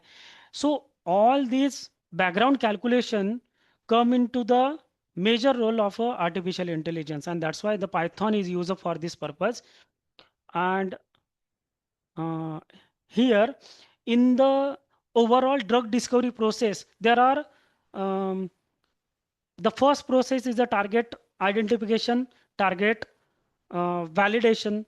So there are whenever you are going for the drug discovery process, the first terminology is drug target identification and drug target uh, uh, validation. So for this purpose, you should be aware about what type of a protein is there, and what type of means whatever the target you have chosen, that having a particular mode of action, whatever it may be, you should be aware about the backend information about your target. Unless and until you will not be getting the proper drug candidate for that target. Okay, so here I just wanted to show you one protocol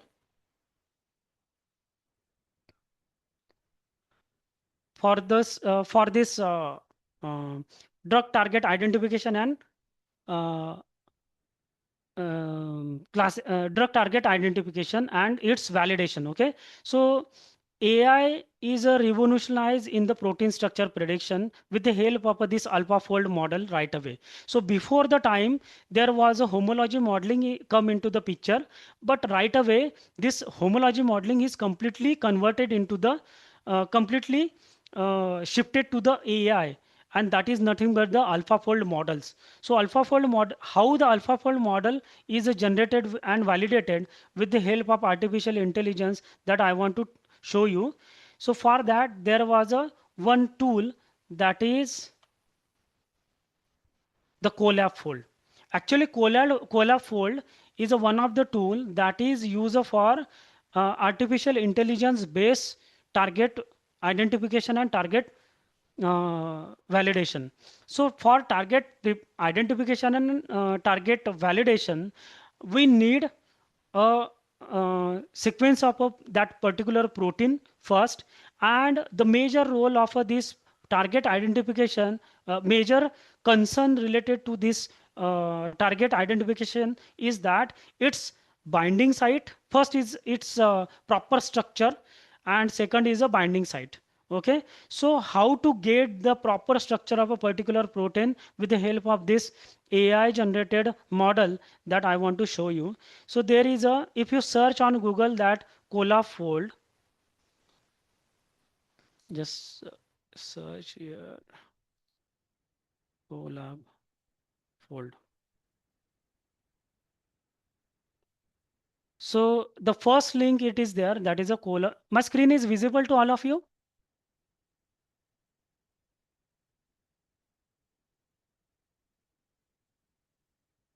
Is my screen is visible? Yes, sir, visible. Okay. So the first link, which is based upon the Google, that is a Google collab fold. So this is the one of the tool which is based upon Google, Google, Google Colab, that is a Colab fold. So here there is a no need to do anything. You just take a one sequence for your protein if there is a sequence is available, and what you can do, you just paste this sequence over here. So how to take the sequence? So there is a, see, on RCSB, there is a sequence of a particular target it is given. Okay, if it is not there, you just jump to the NCBI also.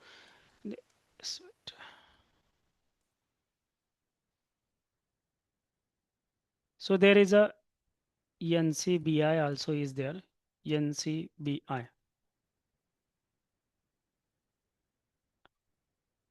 So here if you search any type of a protein, for example, COX-2 for the Homo sapiens. So actually it is called as the GS synthase 2, and this is a proper sequence for the protein which is having a 163 amino acid. So if you click on FASTA, then the whatever the sequence for that particular protein it is there, that can be shown. So this is the sequence for the protein. Okay, you just copy the sequence and you can paste over the alpha fold here.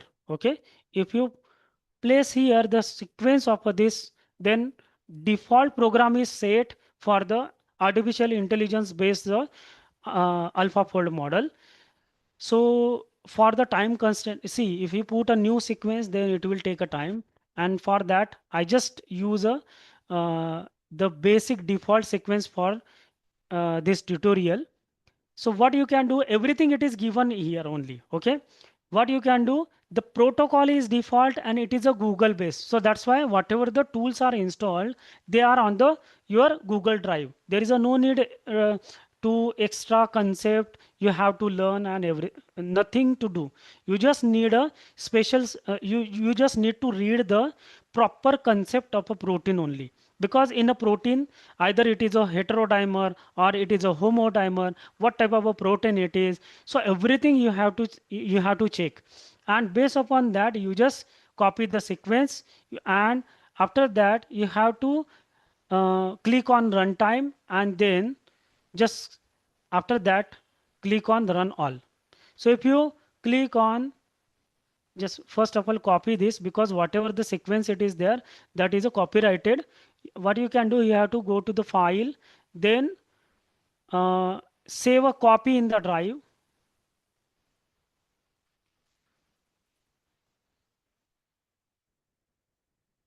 So on the Google Colab, that copy will be, see, it is named as a copy of AlphaFold 2. Then after that, what you can do, you have to paste your sequence over here, and there is no any extra sense you need about the algorithm and anything. You just click on runtime and run all. So whatever the, see here, there is a T4 is the what you can say, that is the computing power that is used, T4 tensor flow, tensor GPU. It is a TPU is used for this purpose by default. Okay, so it is running in the background, and whatever the protocol it is there, it is a default protocol. You can see here one by one. It is a query sequence. You have to paste your sequence over here. Then after that, whatever the job name, you have to keep, like for example, the protein name, whatever it may be, you have to keep the name of that. Then after that, then the whatever the dependencies are there, they are automatically will be deinstalled. Okay, there is a no need to do any extra click on these sequences. If you click on run all, by default the protocol is getting set. Then if your protein has a multiple sequences, according to that you can select the, if you have only one sequence, means if your protein is a homodimer, then you can select the single sequence. Otherwise, by default, based upon the sequence, it can identify this MSA mode. MSA is a multiple sequence alignment algorithm that is used in the background. Then the advanced setting. So here, according, it is auto. Based upon the sequence, it will determine. I request everybody to check one by one, which is based upon you, your sequence, it will determine which is a better protocol for the model selection. So if you, this is the latest one. AlphaFold 2 PTM is a latest one, which is evolved in the 2025. But this is the AlphaFold 2. You can select. Otherwise, it is a auto model based upon your sequence. Then after that, the cycles. If you want to default, it is a 3. If you want to repeat it again, then it is up to you. So these are the different parameters that are used for the backend calculation, which is based upon the artificial intelligence, machine learning and deep learning models. And then just below that, there we are getting this one image which is between the sequence coverage versus the various sequences which are available on the RCSB. So this protein having near about 65 amino acid residues in the protein. So if you see that the blue line, it means that it is a percentage actually. So percentage sequences, near about 100% sequences can be covered. So if it is in the blue region, it means that it is a good result. This is a structure N terminal to the C terminal, and then this is the PLDT score, which is shown for the various models which are generated based upon this machine learning model. And after that, if you want to show the structure of this protein,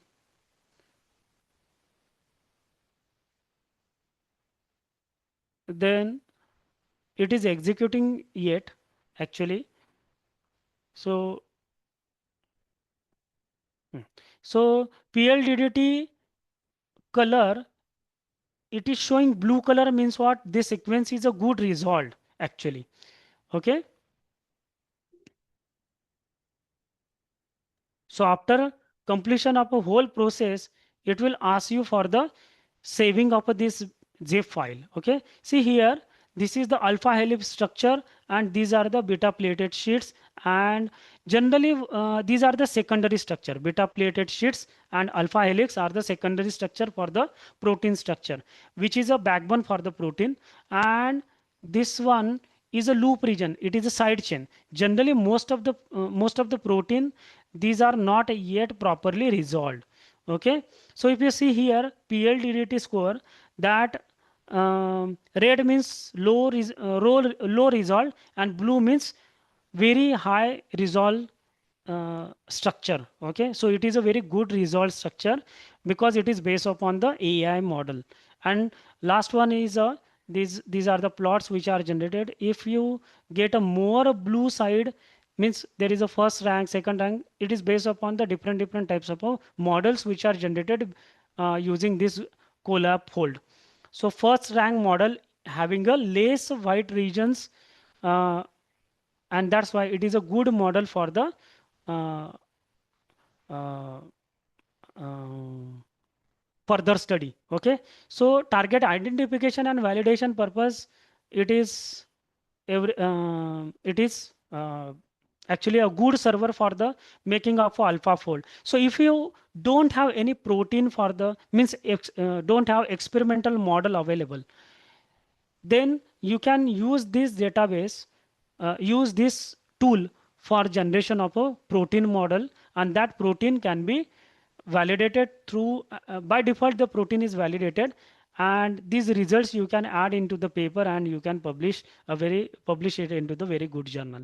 Then whatever the databases, whatever the jobs you run on the Google, they are not saved on the saved as a repository. So by default you have to save each and every job whenever you are closing the this window. Okay, before closing you have to save all the jobs which are running in the Google Colab. Then whatever the backend calculation and background is there, the related information and tutorial it is given over here.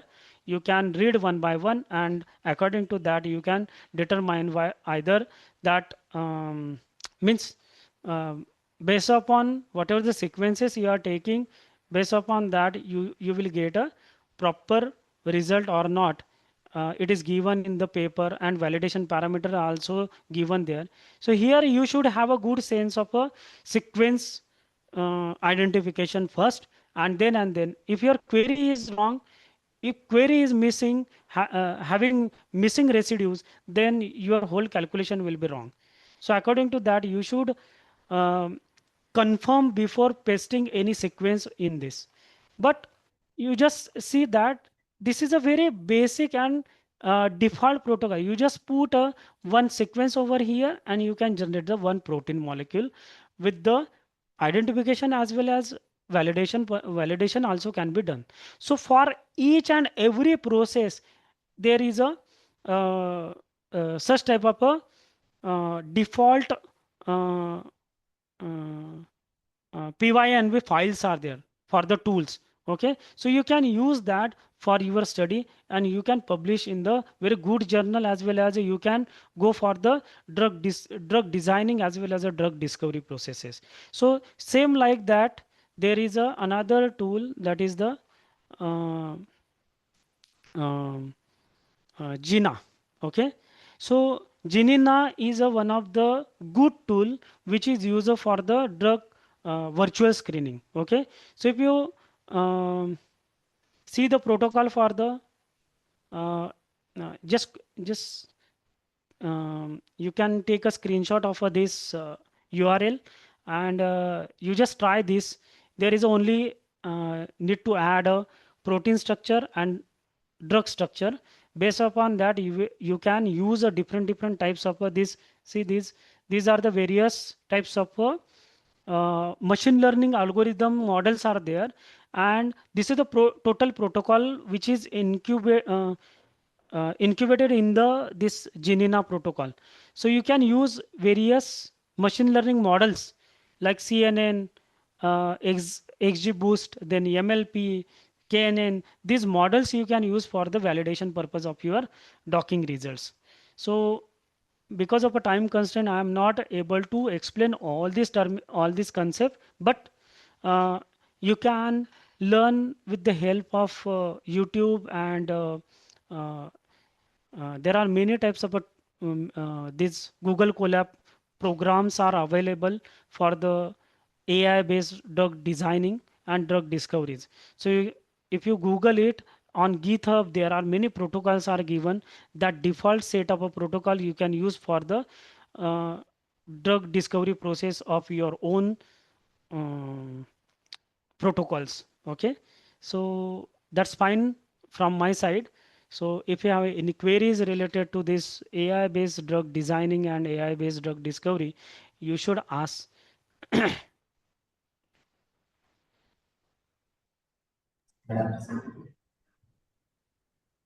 Thank you, sir. Am I audible, sir? Yes, madam. Okay. Thank you, sir, for your such an informative and thought-provoking session. Surely it will be very helpful for all participants. On behalf of organizing committee, thank you very much, Dr. Somdatta Choudhary, sir, for your enlightening session on artificial intelligence in drug discovery, target strategy, selection and validation pipeline, as well as preclinical drug development, and for sharing your valuable expertise with us, as well as for giving your valuable time. Thank you so much again. Sir, kindly accept our certificate of appreciation for your valuable contribution. And I request all participants, if you have any question, you can unmute yourself or raise your hand in chat box. If any question, you can unmute yourself and ask the question. All participants are requested.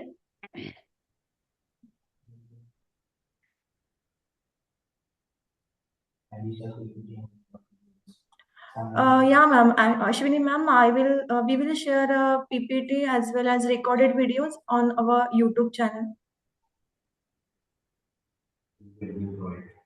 Link will be provided on WhatsApp group. Any question from participant side? Okay, sir. We think that there is no question. Your session was very good, and we understand all the concepts. I request all participants kindly turn on your video for capturing the attendance of today's session.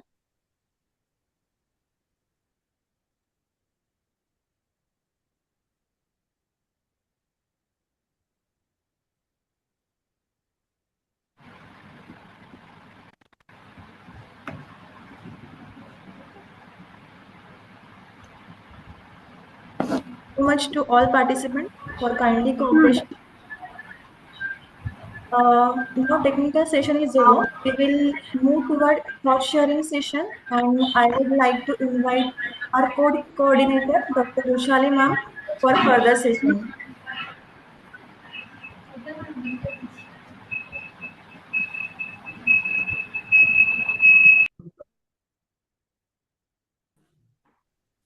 Okay, so sorry.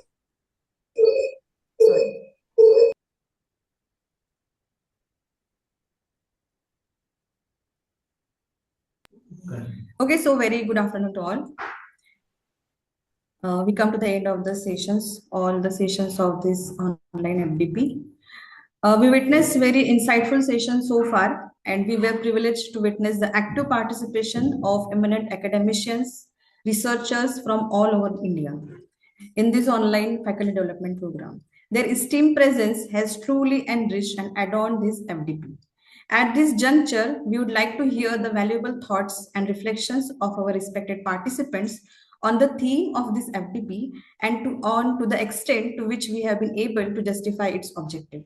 It is therefore my privilege to invite a highly respected academician and researcher, Dr. Anil Kumar Tatia, Sir, Professor at R.C. Patel Institute of Pharmaceutical Research, Shirpur, who has been a regular and attentive participant throughout the program, to kindly share his valuable feedback on this FDP. So, sir, you can unmute and you can share your feedback. Thank you, madam. Respected Principal Dr. Pramod Gurukle, sir, all esteemed speakers and dear colleagues. As a participant, I sincerely thanks to Dr. Rajendra Gode, College of Pharmacy and Institute of Pharmacy for organizing highly informative and timely FDP on AI in pharmaceutical education and research. I am truly grateful to all respected speakers for their insightful and inspiring session. This program has enhanced our knowledge and motivated us to adopt the innovative approaches in teaching and research. As a participants of a FDP program, I would like to express my sincere gratitude to all the esteemed speakers for delivering such an insightful and enriching session. All speakers and their AI-based slides, they are very informative and attractive.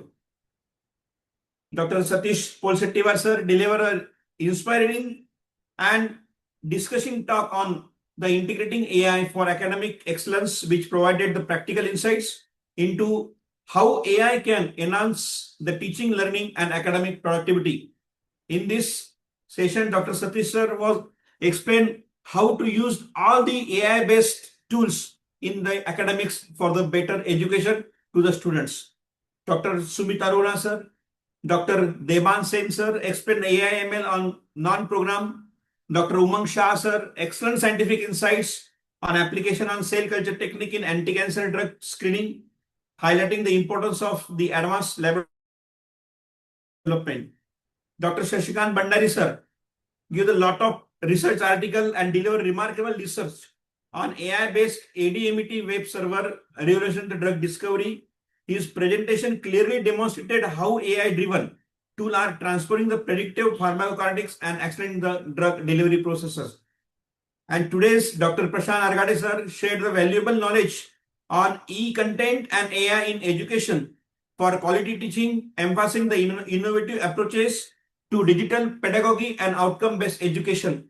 And at the last but not Somdatta Choudhary presented an integration of AI in drug discovery, effectively connecting AI methodologies with pharmaceutical research and development. With this, all sessions were highly informative, well structured, well intellectually stimulating. The FDP program has significantly enhanced our teachers' understanding academics, research, and drug discovery. At the last, thank you once again to all the speakers and organizer for conducting such a wonderful and impactful program. Thank you to the organizing committee for excellent arrangement, to all participants for the enriching interactions. Thank you, madam. Thank you, the Pharmacy Institute. Thank you. Thank you, sir. Thank you so much. Sir, actually, we did a lot of efforts to gather all the good Yes. speakers from all over India and Really, give a really. platform to all the participants so that they can learn various AI tools. We hope they implement these all AI tools in their regular teaching, learning, and research projects. Yes, yes. So, thank you very much for your thought sharing. Now, I would like to call Mrs. Shilpa Shinde, ma'am, who is professor at RSC Institute of Pharmacy, Kolhapur. So, ma'am, please unmute yourself.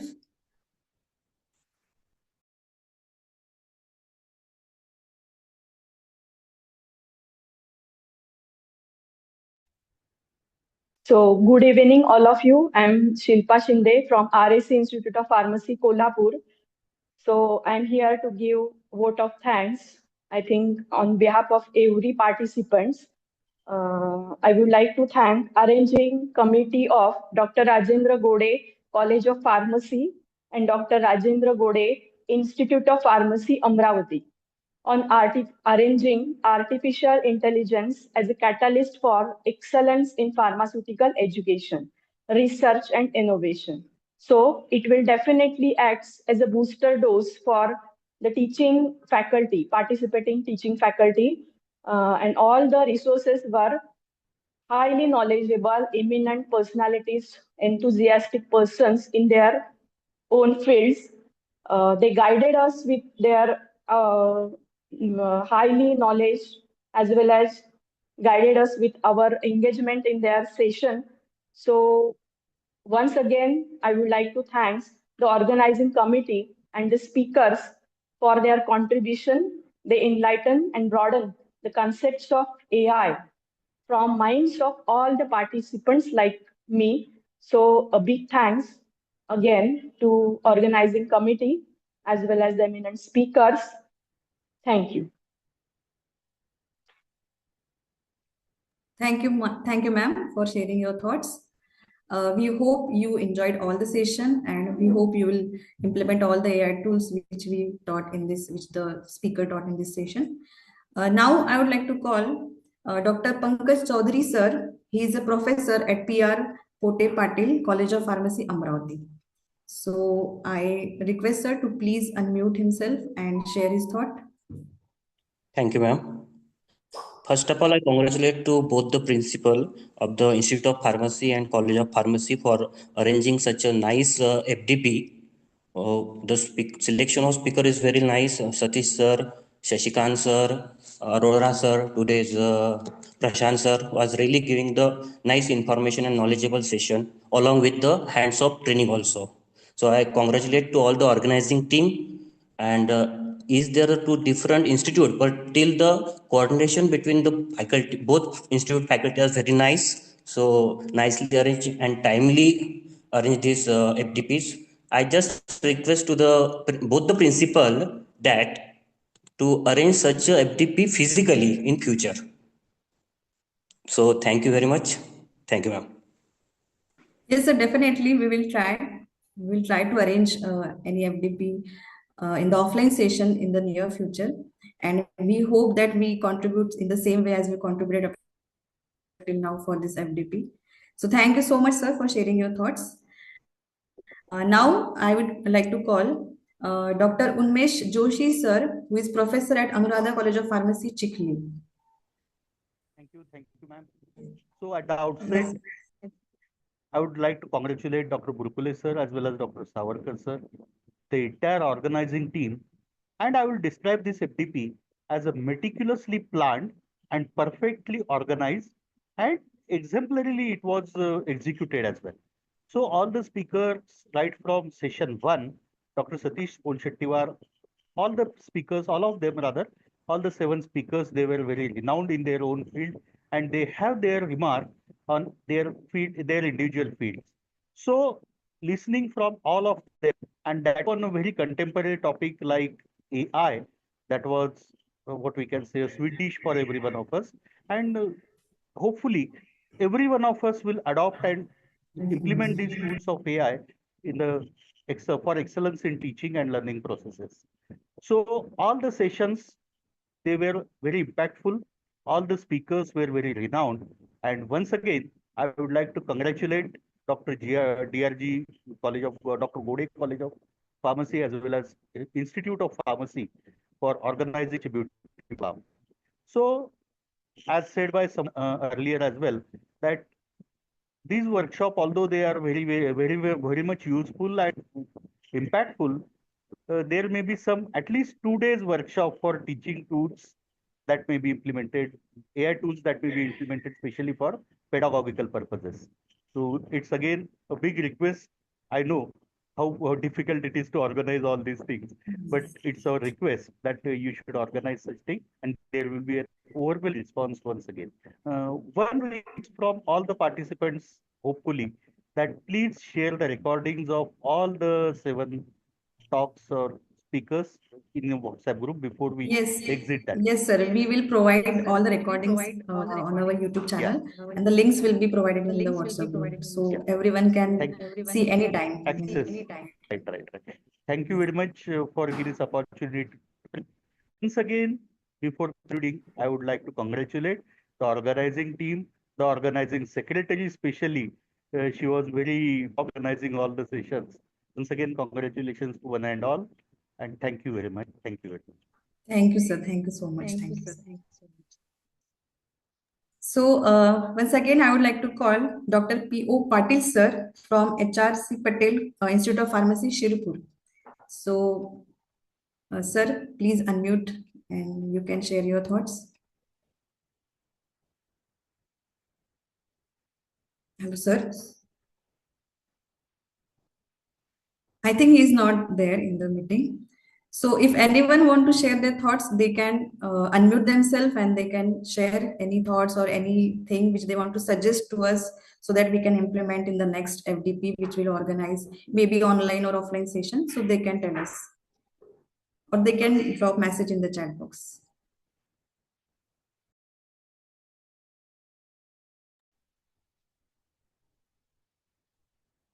Okay, so thank you. Here we come to the end of this thought sharing session. And now I request Professor Neha ma'am to please continue ahead. Okay, ma'am. Thank you so much, ma'am. And thank you so much to all participants and dignitaries for sharing their valuable thoughts. As we jointly organize this FDP in collaboration with Dr. Rajendra Gode Institute of Pharmacy and Dr. Rajendra Gode College of Pharmacy, Amravati, I now humbly invite our respected principal, Dr. H.S. Savarkar sir, principal of Dr. Rajendra Gode College of Pharmacy, Amravati, to share his valuable thoughts on this 5-day faculty development program. Sir, kindly share your thoughts. It will be very valuable for us. Sure, madam. Yes, sir. Am I audible? Yes, I am audible, madam. Yes, sir. Okay. Good evening, everyone. Respected patrons, our respected chairman, Honorable Shri Yogendra Ji Gode sir, respected secretary, Honorable Miss Tanvi Gode madam, my respected colleague and co-convener, Dr. Burakle sir, principal DRGIP, esteemed guest speaker, members of advisory committee, program coordinators, co-coordinators, faculty participant, and dear colleagues. A very warm and respectful good evening to all of you. It gives me great pleasure and pride to stand before you as we conclude this 5-day faculty development program on the theme of artificial intelligence as a catalyst for excellence in pharmaceutical education, research, and innovation, which is jointly organized by Dr. Rajendra Gode College of Pharmacy and Dr. Rajendra Gode Institute of Pharmacy, Amravati.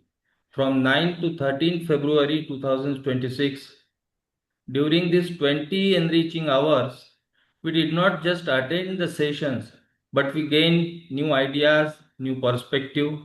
I am happy to share that more than 300 participants registered from Maharashtra and various other states of the India. The overwhelming response shows the growing importance of artificial intelligence in pharmaceutical education and research, and it reflects the academic strength of our institute.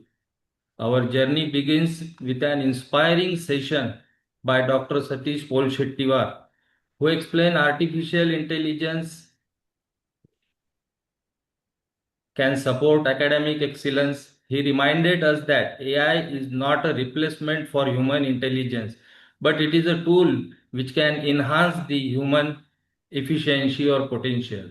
Same like that, Dr. Sumit Arora, who shared the valuable insight into the use of AI in research, including research and literature analysis, research planning, and reference management. These tools are changing the way research is conducted nowadays. In the next session, Dr. Devanjan Sen made AI and machine learning easy to understand, even those without a programming background. His session encouraged many of us to explore AI with confidence. Dr. Umang Shah explained the application of cell culture techniques in anti-cancer drug screening, showing how experimental methods and computational tools can work together in the drug discovery with the help of AI. In another session, Dr. Shashikant Bhandari sir introduced the AI-based ADMET web server, highlighting how predictive tools can improve the whole drug development process. Then Dr. Prashant Argade sir spoke about the role of AI in e-content development and quality teaching, which is emphasizing the importance of digital learning and in modern education. Finally, Dr. Somdatta Choudhary sir presented the integration of AI in drug discovery, giving us in a clear and practical understanding of future research direction. All these sessions are relevant, informative, and thought-provoking. On behalf of the organizing team, I sincerely thank all our eminent resource persons for sharing their knowledge and valuable time. Also, I express my heartfelt gratitude to our Chief Patron, Honorable Shri Yogendra Ji Gode Sir and Honorable Secretary Ms. Tanvi Gode Madam for their continuous support and encouragement in providing or promoting academic excellence. I sincerely thank my colleague Dr. V. Burukle sir for his constant guidance and cooperation in making this joint event initiative successful. My special appreciation goes to our program coordinator, Professor Nikita Vaksaure and Dr. Rushali Panchade Madam, and our co-coordinator, Professor Yogesh Chainani sir and Professor Neha Badukle ma'am for their excellent planning and smooth execution of this program.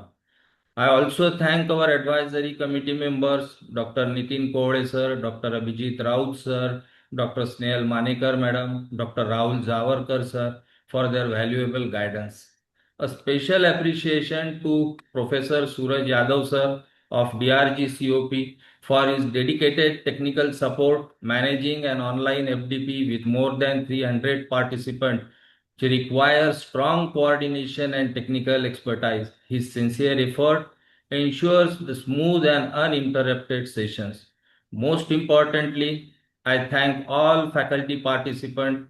That's because of your active participation, enthusiasm, and curiosity made this program truly successful. A program becomes meaningful when participants engage wholeheartedly, and you have done exactly that. As we conclude, let us remember one important message that artificial intelligence is a powerful tool, but its real value depends on how responsibly and ethically we use it. Let us apply the knowledge gained here in our teaching, research, and mentoring. Let us guide our students with the use of AI wisely and innovatively for the benefit of society. I am confident that this FDP has inspired new ideas, will lead to better teaching practices, stronger research, and meaningful innovations in pharmaceutical sciences. With this positive hope, I formally declared that this 5-day faculty development program was concluded. Thank you for all your valuable participation. Wishing you a continued success in your academic and research journey. Thank you. Jai Hind. Thank you Over so much, to sir. Neha ma'am. Yes, Neha ma'am. Thank you so Over much to for you. your valuable thought. It means a lot for us, and we will implement all your advice, and we will try to arrange again FDP for the development of faculty. Thank you so much. Now, I would like to request Dr. Rushali ma'am to kindly deliver the concluding remarks. Thank you, Neha.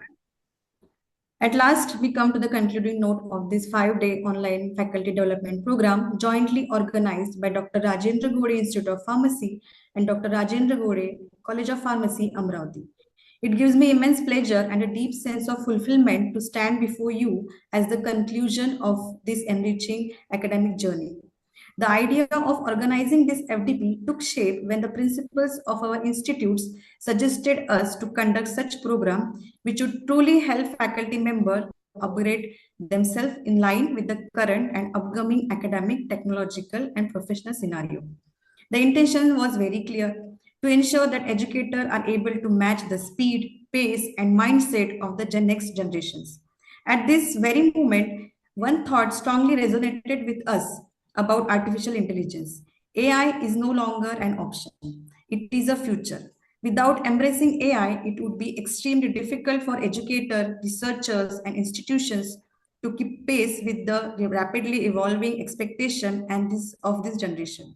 With this conviction, we choose the theme Artificial Intelligence as a Catalyst for Excellence in Pharmaceutical Education, Research, and Innovation. Over the last 5 days, we have had the privilege of listening to eminent resource persons who not only shared their expertise, but also inspired us to rethink our teaching methodology, research approaches, and innovative practices. Each session added a new dimension, making us more aware, more prepared, and more confident to integrate AI into our academic and professional lives. We sincerely hope that to a significant extent, we have been able to achieve the objectives of this FDP. That is to ignite curiosity, encourage adaptability, and empower participants with knowledge that is relevant, practical, and future ready. At the concluding note, I would like to begin by expressing my sincere and heartfelt gratitude to our esteemed resource persons and speakers who graciously shared their valuable time, expertise, and insights throughout this 5-day online FDP. Your thought-provoking sessions, practical demonstration, and forward-looking perspectives on AI have greatly enriched our understanding and inspired us to reimagine excellence in pharmaceutical education, research, and innovation. We are truly honored by your contributions. I would now like to express my sincere gratitude to honorable management of IBSS for their constant encouragement and unwavering support. I am deeply thankful to our respected President, Sri Yogendra Gode Sir, and Honorable Secretary, Ms. Tanvi Gode Ma'am, whose visionary leadership and guidance always inspire us to undertake such meaningful academic initiatives. My heartfelt thanks to our Honorable Principals, Dr. P.V. Brookley Sir and Dr. H.S. Savarkar Sir for their continuous motivation, valuable guidance, and trust in the organizing team, which played a pivotal role in the successful execution of this FDP. I also extend my sincere appreciation to all the advisory and analytical committee members, which include Dr. Abhijit Raut Sir, Dr. Rahul Zavarkar Sir, Dr. Nitin Gode Sir, Dr. Prashant Ajmere Sir, and Dr. Snehal Manekar Ma'am for their expert guidance and strategic inputs, thoughtful evaluation, and constructive recommendation, which helped us improve and strengthen this online FDP program. I would further like to acknowledge the dedicated efforts of the Media and Publicity Committee, whose timely communication and outreach ensured wide participation and visibility of this FDP. A very special note of gratitude goes to our technical committee, especially Dr. Abhijit Raut Sir and Professor Suraj Yadav Sir. Your behind-the-scene efforts truly form the backbone of this entire program.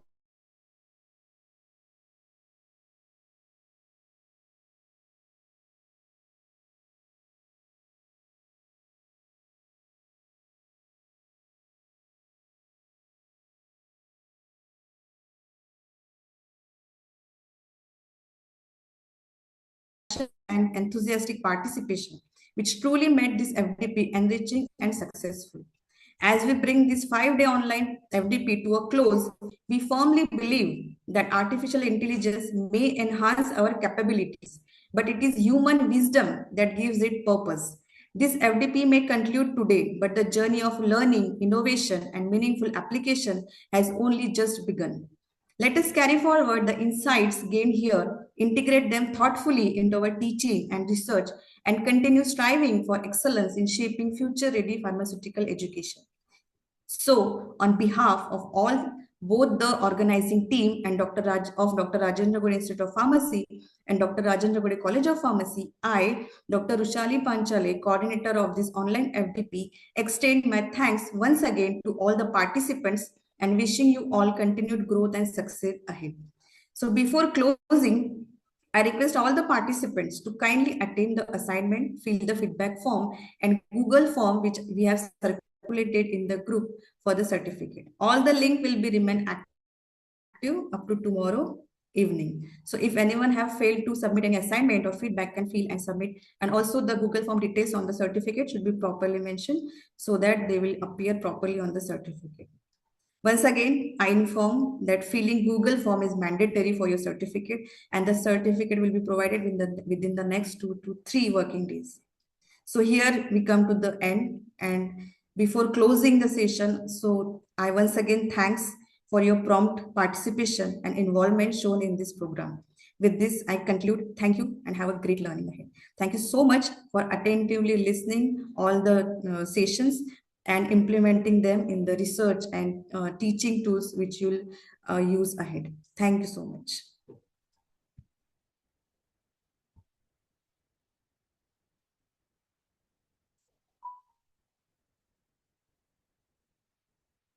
So thank you all.